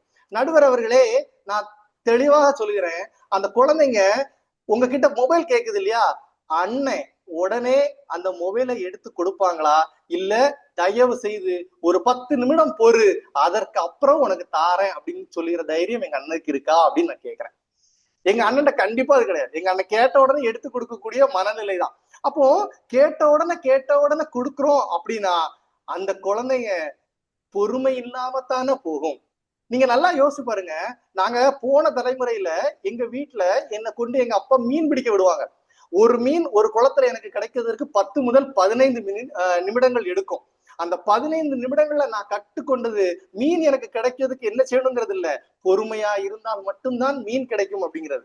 ஆனா இன்னைக்கு நம்ம அப்படியே பண்றோம். நம்ம குழந்தை கேட்டுச்சு, கேட்ட உடனே நான் போனை கொடுக்குறேன், 10 நிமிடம் பொறுமையாக அதை 10 நிமிடம் கழித்து தருகிறேன்னு சொல்லி கொடுங்க. அந்த இடத்துல நீங்க சொல்லி கொடுக்கறது பொறுமை என்பது அந்த குழந்தைக்கு புரியும். ஆனா அதை நாம இன்னைக்கு இந்த இடத்துல விட்டுட்டோம். இன்னும் நிறைய விஷயங்களை நாம சொல்லிக்கிட்டே போலாம். ஷார்ட்ஸ், ரீல் அப்படின்னு மாறி போன உலகம். இன்னைக்கு இந்த இடத்துல இந்த பட்டிமன்றத்துல இணைந்து இருக்கக்கூடிய ஏறத்தாழ 40 குடும்பங்களை எடுத்துக்குவோமே. இந்த 40 குடும்பங்களையும் இந்த ஏறத்தாழ 6 பேர் நம்ம பேசிக்கிட்டு இருக்கிறோம். 6 பேருக்கு 10 முதல் 15 நிமிடங்கள் பேசுவதற்கு ரொம்ப ஆசை. செல்வகுமார் சார், ஜானகி மேடம் எல்லாம் கொடுத்தீங்கன்னா நாங்கெல்லாம் கிட்டத்தட்ட 1/2 மணிக்கூர் கூட ஒரே நேரம் பேசுவதற்கு நாங்கள் தயார். ஆனா ஷார்ட்ஸாகவும் ரீலாகவும் மாறி போன வாழ்க்கையில நம்முடைய குடும்பங்களில் இதை கிட்டத்தட்ட 3 மணிக்கூர் ஓட்டுனா இருந்து கேட்பதற்கான பொறுமை இருக்கிறதா அப்படிங்கிறது தான் கேள்வி. குரான்ல ரொம்ப ஒரு அருமையான ஒரு வார்த்தை வரும். இந்த உலகத்துல உதவி செய்பவர்களோடோ இரக்கம் உள்ளவர்களோடோ மன்னிக்கிறவர்களோடோ இறைவன் இல்லை. இன்னல்லா இஸ்பாபரின் அப்படின்னு சொல்லுவார். இந்த மனிதனிடம் இறைவன் எப்போது வருகிறார் அப்படின்னா பொறுமையானவர்களோடு இறைவன் இருக்கிறார். அப்போ எந்த மனுஷன்கிட்ட பொறுமை இருக்குதோ அவன் கிட்டதான் இறைவன் இருக்கிறான் என்பது குரான் சொல்லும் செய்தி. அதையேதான் திருவள்ளுவர் சொல்லுவார், பொறுத்தல் இறைவதற்கு ஒப்பது அப்படின்பார். பொறுமையா இருந்தா இறைவனும் உங்களோடு இருக்கிறார். அது மட்டும் இல்ல, இன்னும் சொல்றார், அகழ்வாரை தாங்கும் நிலம் போல தங்களை இகழ்வார் பொறுத்தல் தலை அப்படிங்கிறார். பொறுமை என்பது பலவீனம் அல்ல, அதுதான் பலம். அந்த பலம் இன்னைக்கு நம்ம குடும்பங்களில் குறைந்து வருகிறது. பொறுத்தார் பூமி ஆழ்வார்னு சொன்னோம் இல்லையா? பூமி அப்படிங்கிறது எங்களுடைய குடும்பம். ஆனா இன்னைக்கு அந்த பூமி, அதாவது என்னுடைய குடும்பத்துல அந்த பொறுமை குறைந்து வருகிறது. ஒருவேளை அது இன்னும் அதிகமாக இருந்ததுன்னா அது என்னுடைய குடும்பத்தை இன்னும் உயர்த்தி கொண்டே இருக்கும். எங்க ஊர்ல கொலோக்கியலா ஒரு வார்த்தை சொல்லுவாங்க, பொறுமை அப்படிங்கிறது எருமையை விட பெருசு அப்படிம்பாங்க. பொறுமை எருமையை விட பெருசு, அது இல்லாட்டி வாழ்க்கை ஆகிவிடும் தரிசு. அததான் நாங்க இன்னைக்கு நிறைவாக பதிவு செய்கிற நினைக்கிறோம். பொறுமையை தயவு செய்து இழந்து வருகிற பெருமையை நாம கடைபிடிப்போம். நம்முடைய குடும்பங்களிலும் அதை இன்னும் மிக சிறப்பாக உயர்த்துவோம். வாய்ப்பளித்த அனைவருக்கும் நன்றி கூறி விடைபெறுகிறேன். நன்றி, வணக்கம். சிறப்பு குமரிராஜன், அழகா பொறுமையை பத்தி ரொம்ப நீட்டா சொன்னீங்க. நீங்க சினிமா சொல்ல, நான் சொல்லக்கூடாதா? காதலன்னு ஒரு திரைப்படம், அந்த திரைப்படத்துல ஹீரோ ஹீரோயினும் அப்படியே வந்து அந்த ஒரு ஸ்டேடியத்து உள்ள ஒருத்தருக்கு ஒருத்தர் கிட்ட போவாங்க பாருங்க. அப்ப அவர் சொல்லுவார், ஹீரோ இந்த உடனே டிசிஷன் எடுக்க வேண்டாம், 1லேருந்து 10 எண்ணுவோம், அதுக்கப்புறமா நம்ம உணர்ச்சிகளை காமிப்போம் அப்படிம்பார். பாலகுமாரனோட டைலாக் அது ஞாபகத்துக்கு வருது. அடுத்தது, அமெரிக்காவிலேருந்து ஒரு குழந்தைங்க, அக்கா தங்க 2 பேரும் பாட்டி வீட்டுக்கு வந்திருக்காங்க. கையில பிஸ்கட்ஸ் எல்லாம் எடுத்துட்டு வந்திருக்காங்க. இப்போ இந்த பிஸ்கட்டை பிரிக்கிறச்சே அந்த தங்க சொல்லுது, எனக்கு இந்த பிஸ்கட் தான் வேணும்னு சொல்லி ஒரு பர்டிகுலர் பிராண்டை சொல்லுது. அக்கா வந்து எனக்கு இதுதான் வேணும்னு சொல்றச்சு அவங்க 2 பேருக்கும் சண்டை வருது. அப்புறம் அக்காவே சொல்லுது, சரி நீ சொல்ற மாதிரி உனக்கு என்ன பிஸ்கட் பிரிக்குதோ அதே எடுத்துப்போம், அதை பிரிச்சு நம்ம 2 பேரும் சாப்பிடுவோம் அப்படின்ட்டு. அப்ப அந்த பாட்டி கேட்கறாங்க, ஏமா விட்டு கொடுத்துட்ட நீ அப்படின்னு. அப்ப அந்த அக்கா சொல்லுது, இப்போ அவ கேட்டான்னு சொல்லிட்டு அந்த பிஸ்கெட்டையும் பிரிச்சேன்னா அதுவும் பாதி ஆயிடும், யாரும் யூஸ் பண்ண மாட்டாங்க, வேஸ்டா போயிடும். அதுக்கு அட்லீஸ்ட் நான் இப்போ விட்டு கொடுத்தேன்னா, பொறுமையா இருந்தேன்னா அந்த பிஸ்கெட்டை நம்ம 2 பேரும் சாப்பிட்டுட்டோம்னா அடுத்த பிஸ்கெட் சாப்பிட்றச்சே நான் அவள்கிட்ட சொல்லி நீ வா அப்படின்னு சொல்லி அவளை கூப்பிட வைக்க முடியும் அப்படின்னாங்க. இது இங்கிலீஷ்ல என்ன சொல்லுவாங்கன்னா டிலேடு கிராட்டிபிகேஷன் அப்படின்னு சொல்லுவாங்க. நீண்ட கால பலனுக்காக உடனடி மகிழ்ச்சியை தள்ளி போடுற ஒரு திறன். இதெல்லாம் பொறுமையில வரக்கூடிய ஒரு முக்கியமான விஷயம். ஒரு காலத்துல வந்து ஐட்டம்ஸ் வாங்குறது அப்படிங்கிறதெல்லாம் பாத்தீங்கன்னா ரொம்ப கஷ்டம். விஜிபி வந்து நம்ம உங்க ஊர்ல இருந்து வந்த விஜிபி தான் வந்து என்ன பண்ணாருன்னா அந்த இஎம்ஐங்கிற கான்செப்ட் எடுத்துட்டு வந்தார். அவர் வீட்டுல எடுத்துட்டு போய் டிரான்சிஸ்டர் கொடுத்துருவாரு, மாசம் வீட்டுக்கு போய் 5-5 ரூபா கலெக்ட் பண்ண ஆரம்பிச்சார். இந்த மாதிரி வித்தியாசமான விஷயங்களை வர ஆரம்பிச்சதுக்கு அப்புறம் இவங்க எல்லாரையும் வந்து வாங்க வைக்கிறதுக்காக என்னென்னலாம் பண்ணலாம்னு யோசிக்கிறாங்க. ஸ்பென்சர்ஸ்னு ஒரு ஷாப், ஒரு சீரீஸ் ஆஃப் ஷாப்ஸ், அவங்க என்ன பண்ணுவாங்கன்னா சாட்டர்டே அன்னைக்கு மட்டும் ஒரு குறிப்பிட்ட ஐட்டம் மட்டுமே ஃபோக்கஸ் பண்ணி விற்பாங்க. அதுக்காக வெயிட் பண்ணுவாங்க. அன்னைக்கு மட்டும் டைனோரா டிவி விலை கம்மியா கொடுப்பாங்க. மற்ற நாள் போறதை விட அவங்க வெயிட் பண்ணி போனா கிடைக்குங்கிறதுக்கு. ஏன் இங்க பேசுற நம்ம அத்தனை பேருமே ரஜினிகாந்த் படத்தை முதல் நாள் பார்த்தப்போ எவ்வளவு காசு கொடுத்துருப்போம், அதே படத்தை ஒரு வாரம் கழிச்சு நம்ம போய் பாக்குறச்சே எவ்வளவு காசு கொடுத்துருப்போம்னு பாருங்க. பார்த்தது என்னமோ அதே படம் தானே. இன்ஃபேக்ட் முதல் நாள் போய் பாக்குறச்சே டைலாகே கேட்காது, இவங்க போடுற அட்டகாசத்துல ஒண்ணுமே கேட்காது. ஒரு 10 நாள் கழிச்சு போங்க, அதுக்கப்புறம் ஃப்ரீயா பார்க்க முடியும். ஸோ பொறுமை அப்படிங்கிறத பத்தி நீங்க ரொம்ப நீட்டா சொன்னீங்க. நீங்க சொன்ன மாதிரி குரான்லயும் சொல்லக்கூடிய விஷயங்கள் என்னன்னா, யார்கிட்டெல்லாம் பொறுமை இருக்குன்னா தன் கர்மங்களை செய்வதில், பாவங்களிலிருந்து தவிர்ப்பதில், கடவுள் விதித்த அந்த ரூல்ஸை ஒழுங்கா ஃபாலோ பண்றவங்கள்ட்ட தான் இறைவன் இருப்பார் அப்படிங்கிற மாதிரி சொல்லக்கூடிய விஷயங்களை நம்ம பார்த்துருக்கிறோம். அகழ்வாரை தாங்கும் நிலம் போலன்னு அந்த திருக்குறள் நீங்க சொன்னீங்க. பொறுத்தல் இறப்பினை என்றும் அதனை மறத்தல் அதனும் நன்று அப்படின்னு சொல்லக்கூடிய திருக்குறளும் இருக்கு. நீங்க பாத்தீங்கன்னா ஒழுக்கம் 14வது அதிகாரம், இது பொறுமை 16வது அதிகாரம் திருக்குறள்ல வருது. நான் எப்படி பாக்குறேன்னா, ஒழுக்கம் பண்றது கொஞ்சம் கஷ்டம்.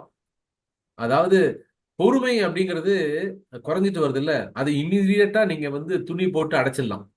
அதனால என்னோட தீர்ப்பு எப்படி இருக்குன்னா, பொறுமை இப்ப அவசரப்படுறவங்க முதல்ல பொறுமையா இருக்கணுங்கிற ஒரு ஃபர்ஸ்ட் ஒரு விஷயத்துக்கு வந்துட்டாங்கன்னா, எப்போ அவசரத்துல இருந்து பொறுமைக்கு மாறுறாங்களோ அவங்க நிச்சயமா அந்த ஒழுக்கத்துக்கும் கான்சென்ட்ரேட் பண்ணுவாங்கங்கிற மாதிரி தான் தோணுது. ஸோ அதனால என்னுடைய தீர்ப்பு எப்படின்னா, இப்போ குடும்பங்கள்ல குறைந்து வரக்கூடிய மதிப்பு பொறுமை தான். பொறுமையை நம்ம கரெக்ட் பண்ணி அரெஸ்ட் பண்ணிட்டோம்னா ஒழுக்கத்துக்கு நிச்சயமா போகலாம். ஏன்னா பேசிக்கான ஒரு விஷயம், அவசரப்படுறதுனால என்னென்ன நடக்குதுங்கிறது நமக்கு தெரியுது. ஓடுற பஸ்ல இறங்கறதுக்கு முன்னாடி போனா நம்ம வேறது மட்டும் இல்ல, நம்ம குடும்பத்துக்கும் நிறைய பாதிப்புகள் வருதுங்கிறது தெரியுது. ரேசிங் வண்டி வேகமா ஓட்டிட்டு போறாங்க, அவங்களுக்கு அந்த ஒரு அவேர்னஸே இல்லாம இருக்கு. உணர்ச்சி இதுல வாயிலிருந்து வர வார்த்தைகள் பேசுற பாருங்க, கோவத்துல பொறுமை எழுந்து பேசக்கூடிய வார்த்தைகள் அது சொல்லுவாங்கல்ல, அந்த வார்த்தைகள் உங்க வாய் உள்ள இருக்கிற வரைக்கும் நீங்க பாஸ். அந்த வார்த்தை உங்க வாயை விட்டு வெளியில போயிடுச்சுன்னா அந்த வார்த்தை பாஸ் ஆயிடும். ஸோ எங்கெங்கெல்லாம் பொறுமையோட இருக்கணுங்கிறது நமக்கு தெரியும். இருந்தாலும் நம்மளை ப்ரொவோக் பண்ணிட்டே இருப்பாங்க. அதனால இப்போ குறைஞ்சிட்டு இருக்கிற பொறுமையை முதல்ல சீர்படுத்தினா நல்லா இருக்கும் அப்படிங்கிறது தான் என்னுடைய தீர்ப்பு. ஸோ என்னுடைய தீர்ப்பு என்ன அனைவரும் ஏத்துப்பீங்கன்னு நினைக்கிறேன். With this I'm handing over the floor back to chairman. Thank you. நல்ல அருமையான பட்டிமன்றம், ரொம்ப அழகா நம்ம எடுத்துட்டு போயிருக்கோம். வாய்ப்புக்கு நன்றி. Thank you sir, thank you so much. நல்ல இன்ட்ரெஸ்டிங்கா போச்சு. ஆனா மிக சரியான நேரத்துல முடிச்சிட்டோம்னு நினைக்கிறேன். இன்னும் 30 நபர்கள் நம்மோடு கூட பயணிக்கிறாங்க. அது மிகப்பெரிய ஒரு வரப்பிரசாதமா பாக்குறேன். காமராசர் சார், இன்னும் பெரிய பெரிய ஆட்கள் எல்லாமே கூட இருக்கிறாங்க. சார், இந்த ஃப்ளோரை நாங்க இப்போ ஓபன் பண்றோம். உங்களுடைய ஃபீட்பேக்ஸை நீங்க சொல்லலாம். ஓகே, அடுத்த 10 நிமிடங்களுக்கு உங்களுடைய ஃப்ளோரை ஓபன் பண்றோம். யார் வேணாலும் உங்களோட ஃபீட்பேக்ஸை சொல்லலாம். உங்க மைக் அன்மியூட் பண்ணிட்டு நீங்க பேசலாம். என்னுடைய மாணவர்கள் நிறைய பேர் இணைந்திருக்காங்க ஐயா. Very good. என்னுடைய சகோதரர் குடும்பங்கள் லண்டன்ல இருந்திருக்கிறாங்க. சந்தோஷமா இருக்குது. அதாவது நம்ம கொடுத்த மெசேஜுக்கு உடனே ரெஸ்பான்ஸ் பண்ணி இவ்வளவு நேரம் 2-3 பிள்ளைங்க பாத்துட்டு இருந்தாங்க, ஆசிரியர் பேசுறாங்க அப்படின்னு சொல்லிட்டு ரொம்ப ரொம்ப சந்தோஷமா இருந்தது. ஏன்னா அது பையன் ஒரு சேட் பண்ணான், இந்த பொறுமை எனக்கும் இல்ல அப்படின்னு சொல்லிட்டு. ரொம்ப நல்லா சிக்னல் ஒதுக்கிட்டானே. என்னோட சிஸ்டர்ஸ் இருக்காங்க. கீதாக்கா, நீ பேசுறியா? மைக் அன்மியூட் பண்ணிட்டு பேசலாம். மைக் அன்மியூட் ஆல. மைக் அன்மியூட் பண்ணிக்கோ.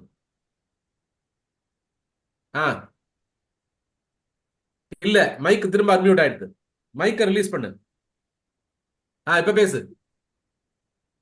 ரொம்ப நல்லா இருந்தது. எங்களோட தம்பி இவ்வளவு ஒரு பெரிய வேலைய பொறுமையா உட்கார்ந்து செஞ்சது ரொம்ப ரொம்ப சந்தோஷமா இருக்கு. நல்ல பாயிண்ட்ஸ் எல்லாரும் எடுத்து கொடுத்திருக்கீங்க. கண்டிப்பா எல்லாருக்கும் பொறுமை ரொம்ப தேவைதான். ரொம்ப நல்லா இருந்தது. Keep it up. Thank you. Thank you. தேங்க்யூமா. தேங்க்யூ. மில்டன் ஜெய்ப்பூர்ன்றவங்க கை தூக்கி இருக்கீங்க. வணக்கம் மில்டன் சார். வணக்கம் சார். என்ன சொல்றது, ரொம்ப ஒரு மறக்க முடியாத பட்டிமன்றமா இது ஆயிடுத்துன்னு சொல்லலாம். ராமசாமி சார் நடுவர்ன்றதே ஒரு தனி சிறப்பு தான். வழக்கம் போல 2 அணிகளும் போட்டி போட்டுக்குன்னு ரொம்ப அழகா பேசினாங்க. நீங்களே சொன்னீங்க, நடுவர் சார் சொன்னது போல முத்துலட்சுமி மேடம் இலக்கிய நயத்தோடையும் பேசினாங்க. அது ஒரு ரொம்ப பாராட்டக்குரியது. அதே போல ஒவ்வொருத்தருமே கடைசியா பேசின நம்ம இந்த அணியிலே சேர்ந்த ஒழுக்கத்தை சேர்ந்த அணி தலைவரும் சரி, அதே போல நம்முடைய குமரி ராஜன் பொறுமை பற்றி பேசுறது ரொம்ப நிறைவாக இருந்தது. மறக்க முடியாத ஒரு இதுவாக இந்த அமைந்தது சொல்லலாம். ஸோ கடைசியில தீர்ப்பும் என்ன சொல்றது, ஒரு பேலன்ஸ்டா ரொம்ப அழகா இது பண்ணீங்க. தம்பி சொன்னாரு, அந்த அகழ்வாரை தாங்கும் நிலம் போது அந்த பூமின்றது நம்ம குடும்பம் அப்படின்ற மாதிரி. ஸோ அது இன்றைய டேக்ஓவை எடுத்துக்கிறேன். இலக்கியமும் கலந்து இதே போல ஒவ்வொருவரும் இன்னும் சிறப்பா மேன்மையா பேசணும்னு அனைவரும் மேன்மையிலேயே வாழ்த்துக்கிறேன். நன்றி. வேற காமராஜர் ஐயா பேசுறாரு. காமராஜர் ஐயா பேசுறாரு. காமராஜர் சொல்லுங்க சார். ஒரு நாளை இன்பம் பொறுத்தாக்கு கொண்டும் துணையும் தீமை செய்தவரை தண்டித்தவருக்கு அந்த ஒரு நாள் மட்டும்தான் இன்பம். பொறுத்து கொண்டவருக்கோ உலகம் அழியும் வரை புகழ் உண்டு. இந்த தலைப்புல பேசுறேன். 3 ஆளுமைகளும் மிக சிறப்பாகவே தன்னுடைய வாதங்களை எடுத்து வைத்தார்கள். அது ஒரு பக்கம் என்னுடைய சிந்தனையில் ஒரு தலை இருக்கிறது என்று சொன்னால் அந்த தலையை 2ஆக பங்கிடும் என்று சொன்னால் பொறுமை என்பது ஒரு கண். ஆனால் இந்தாண்ட பக்கம் நாம் பார்க்கிறோம், இன்னொரு வலது கண்ணை பார்க்கிறோம். அந்த வலது கண்ணில் பார்க்கும்போது அங்க ஒழுக்கத்தை பற்றி 3 ஆளுமைகள் மிக சிறப்பாக எடுத்து சொன்னார்கள். அதுலயும் பாத்தீங்கன்னா அங்க எங்க நமக்கு ஒழுக்கத்தின் ஏழுவர் மேன்மை, இழுக்கத்தின் ஏழுவர் இழப்பை. ஒழுக்கத்தினால் மேன்மை அடைவார்கள், ஒழுக்கமின்மையால் அடைய முடியாத வழியை அடைவார்கள். 2 இடத்துலயுமே வர்ணிக்கிறார். ஆனால் 2 இடத்துலயும் தராசு எந்த பக்கம் நிற்குது அப்படின்னு சொல்லி சமன் செய்து சீர்கோல் போல் அமைந்திருப்பால் போடாமை சார்ந்தவர்கள். நடுவர் பெருந்தகை அவர்கள் தன்னுடைய அனுபவத்தையும் தன்னுடைய வாழ்க்கையினுடைய எல்லா விடயங்களையும் எடுத்துக்கொண்டு எல்லாரையும் தட்டி கொடுத்து, நீ ரொம்ப சிறப்பா பேசுறீங்க, ரொம்ப நல்லா பண்ணீங்க அப்படின்னு சொல்லி பண்ணாங்க. இந்த அரங்கத்துக்கு என்னை நீங்க வண்டியே ஆகணும், எப்படி இருக்குன்னு பாருங்க அப்படின்னு சொல்லி அழைத்தது மதிப்பிற்குரிய ஆசிரியர் நெல்லை சீக்கிரம் ஜானகி அம்மா அவர்கள் தான். அவர்கள் இப்போது நல்ல பரிணாமத்தோடு வளர்ந்து கொண்டிருக்கிறார்கள். அடுத்து 100 கவிதைகளோடு ஒரு புத்தகத்தையும் வெளியிட இருக்கிறார்கள். புதிய உறவுகளை எல்லாம் தேடி தேடி போய் அங்கெல்லாம் சேர்த்து கொண்டிருக்கிற அவர்களுக்கு நன்றாக பேசிய சினேகா அவர்கள் இன்னும் பார்த்தீங்கன்னா அவங்களுடைய பேர்கள்ல நான் குறிச்சு வச்சிருந்தேன். குமரி ராஜன் ஐயா அவர் தான் இதுல எல்லாரும் ஒருங்கிணைப்பாளராக இருந்து மிக சிறப்பாக தேடி கண்டுபிடிச்சு இந்த தலைப்பை எல்லாம் கொடுத்து சிறப்பாக செய்திருக்கிறார்கள். உண்மையிலேயே பட்டிமன்ற குழு ஒன்று இருக்கு. அதில் ரொம்ப நாளா நானும் என்னையும் இணைச்சிருக்காங்க. பெரிய பெரிய ஜாம்பவான்கள்லாம் அதில் இருக்காங்க. எல்லாருடைய ஊருக்கு நான் போயிருக்கேன், எல்லாருடைய நண்பர்களாக இருக்கிறேன். ஆனால் அவங்க அந்த குழுவில் இதெல்லாம் பகிர்ந்திருக்கோம். எங்களுடைய கலந்துரையாடல் பேரவையில் இருக்கிற 15,000 பேருக்கும் பகிர்ந்தோம். இந்த மாலையில இந்த மாதிரி பட்டிமன்றம் நடக்குது வாங்க அப்படின்னு சொல்லி அந்த குழுவிலேயே இருந்தும் ஒரு சிலர் வந்திருக்கிறார்கள். எல்லாருமே தெரிந்தவர்களாக இருக்கிறார்கள் என்பதை சொல்லி இந்த மாதிரியான தமிழை வளர்க்கக்கூடிய, சமுதாயத்தை வளர்க்கக்கூடிய, அடுத்த தலைமுறைக்கு வழிகாட்டுதலாக இருக்கக்கூடிய இந்த மாதிரி குழுக்கள் அவசியம் நாட்டுக்கு தேவை என்று சொல்லி நல்லதொரு வாய்ப்புக்கு அறிவான தீர்ப்பு சொன்னார் பாருங்க. கடைசியா மேல்முறையீடே கிடையாது, அதுக்கு மேல்முறையீடே இல்லை. அதுக்கு சாட்சியா வேற அவங்க தங்கைகளே கூப்பிட்டு விட்டாரு. ஐயா ஐயா நீங்க சொல்லுங்கம்மா, நீங்க சொல்லுங்கம்மா அப்படின்னு சொல்லி மிக அருமையாக நம்முடைய ஜானகி அம்மாவுடைய உறவுகள் எல்லாம் கூட வெளிநாட்டிலிருந்து இறங்கியிருக்காங்க. அவங்க என்னுடைய வாழ்க்கை நன்றாக பேசியிருக்கேங்க. குமரிராஜன் நல்லையா, அடுத்தது லட்சுமி, எல்லாருக்கும் பாராட்டுகள். அடுத்த ஒரு நல்ல தலைப்போடு நீங்கள் தொடர்ந்து பயணிக்க வேண்டும் என்பதுதான் உங்களுக்கும் உள்ள ஆசை, எனக்கும் உள்ள எனக்கு பெரிய அவாவாக உள்ளது என்று சொல்லி கிடைத்த வாய்ப்புக்கு நன்றி பாராட்டி நன்றி. நன்றிங்க. நன்றி. நன்றி சார். ஜெகநாதன் சார் நீங்க பேசலாம் சார். நன்றி ராமசாமி சார். அனைவருக்கும் வணக்கம். சிறப்பா இருந்தது. எல்லாரும் 2 குழுவும் நல்லா பேசினாங்க. உங்களோட தீர்ப்பும் சரியா இருந்தது. ஆனா பொறுமையை பத்தி பேசும்பொழுது எனக்கு ஒரு விஷயம் ஞாபகம் வருது. இந்த குமரிராஜன் அவங்க எல்லாம் இருக்கிற நாகர்கோயில்ல என்னோட ஃப்ரெண்ட் ஒருத்தர் அவரோட பொண்ணோட கல்யாணத்துக்கு இன்வைட் பண்ணியிருந்தார். 2008 இருக்கும்னு நினைக்கிறேன். நம்ம சென்னையில எல்லாம் பாத்தீங்கன்னா நம்ம சாப்பிடுறதுக்காக போயிட்டு கல்யாணத்துல வந்து பின்னாடியே நின்றுட்டு இருப்போம். அந்த மாதிரியான ஒரு சூழ்நிலை, பொறுமை இல்லாம இருக்கிற மாதிரி. ஆனா நாகர்கோயில்ல அந்த பக்கத்துல எல்லாம் அவங்க தெளிவா இருப்பாங்க. அதாவது எல்லாத்தையும் பரிமாறிட்டு அதுக்கப்புறமா தான் உட்கார வைக்கிறாங்க.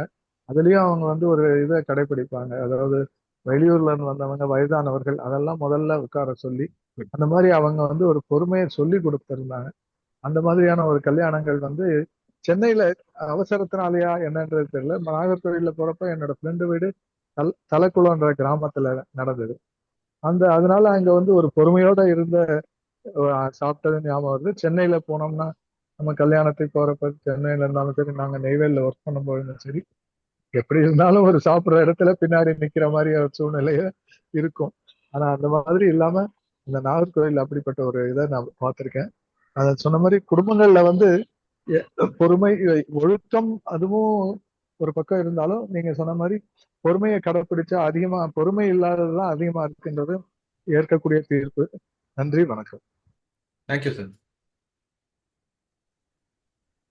சார், அமெரிக்காவிலிருந்து இணைந்திருக்கிற லீமா ரோஸ் அவர்களை வாழ்த்துறை வழங்க அழைக்குமாறு கேட்டுக்கொள்கிறேன். Lima rose. மஞ்சரி கதிரவன், லண்டனில் இணைந்திருக்கின்ற மஞ்சரி கதிரவன், லைனுக்கு வாங்க.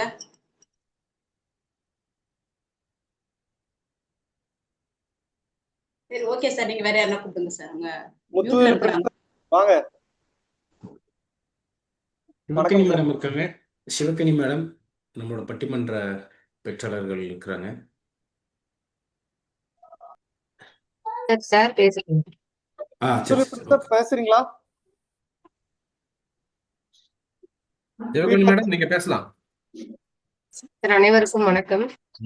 ரொம்ப அருமையான ஒரு பட்டிமன்றம், சிறப்பான ஒரு நடுவர், நல்ல மிகச்சிறந்த ஆளுமையான பேச்சாளர்கள், தெளிவான விளக்கத்தோடு ரொம்ப ஒவ்வொரு விஷயத்தையும் எப்படி நேர்த்தியா சொல்லணும், பல சுவாரஸ்யமான தகவல்களோட அழகா கொண்டு போனாங்க. ஒவ்வொருத்தருமே அவங்களோட பாயிண்ட்ஸுக்கு எந்த கருத்தை சொல்லணுமோ அதுல வந்து அவங்க பொறுப்புணர்வோட செயல்பட்டாங்க அப்படின்னு தான் சொல்லணும். ரொம்ப சிறப்பு சார். எல்லாரோட பேச்சுக்களுமே நகைச்சுவை உணர்வோடும் யதார்த்தமான விஷயங்களை கையாளும் விதமாக இருந்துச்சு அப்படின்னு தான் சொல்லணும். ஒவ்வொருத்தருக்குமே மனமார்ந்த வாழ்த்துக்கள். அதை நீங்க ரொம்ப அழகா நேர்த்தியா கொண்டு போனீங்க அப்படின்னு தான் சொல்லணும். நன்றி சார் வாய்ப்புக்கு. தேங்க்யூ. மஞ்சரி மேடம் நீங்க பேசலாம். மஞ்சரி இல்ல, மஞ்சரி என்னோட பொண்ணோட ட்ரை பண்ணிருக்கேன். என் பேர் கதிரவன் குமார். மிக அருமையா இருந்துச்சு. ரொம்ப என்ன சொல்றது, ஒழுக்கமா பொறுமையா அப்படிங்கும்போது ரெண்டுமே நமக்கு குடும்பத்துக்கு தேவைப்படுது. இப்போ சொல்லப்போனா நம்ம வந்து சின்ன வயசுல நம்மளோட கதை சொல்லியிருப்பாங்க. என்னன்னா ஆமையும் முயலும் சொல்லி. முயல் ரொம்ப சுறுசுறுப்பா இருக்கும், ஆமை வந்து ரொம்ப பொறுமையா போகும். ஆனா பார்த்தா ஆமைக்கு தான் வயசு அதிகம், 500 வருஷம் 600 வருஷம் ஆடும். ஆனா முயல் ரொம்ப ஃபாஸ்டா போகும், 5 வருஷத்துல அது கூட ஆயுள் காலம் முடிஞ்சிடும். பொறுமையா இருக்கு, ரொம்ப நல்லதான். பொறுமை கடலின் பெரிது அப்படின்னு சொல்லியிருக்காங்க. எடுத்துன ரொம்ப நல்லா இருந்து பேசி அனைவருக்கும் ரொம்ப நன்றி. Thank you. Thank you. Shankari ma'am. Okay, thank you Kathiravan. நன்றி அக்கா.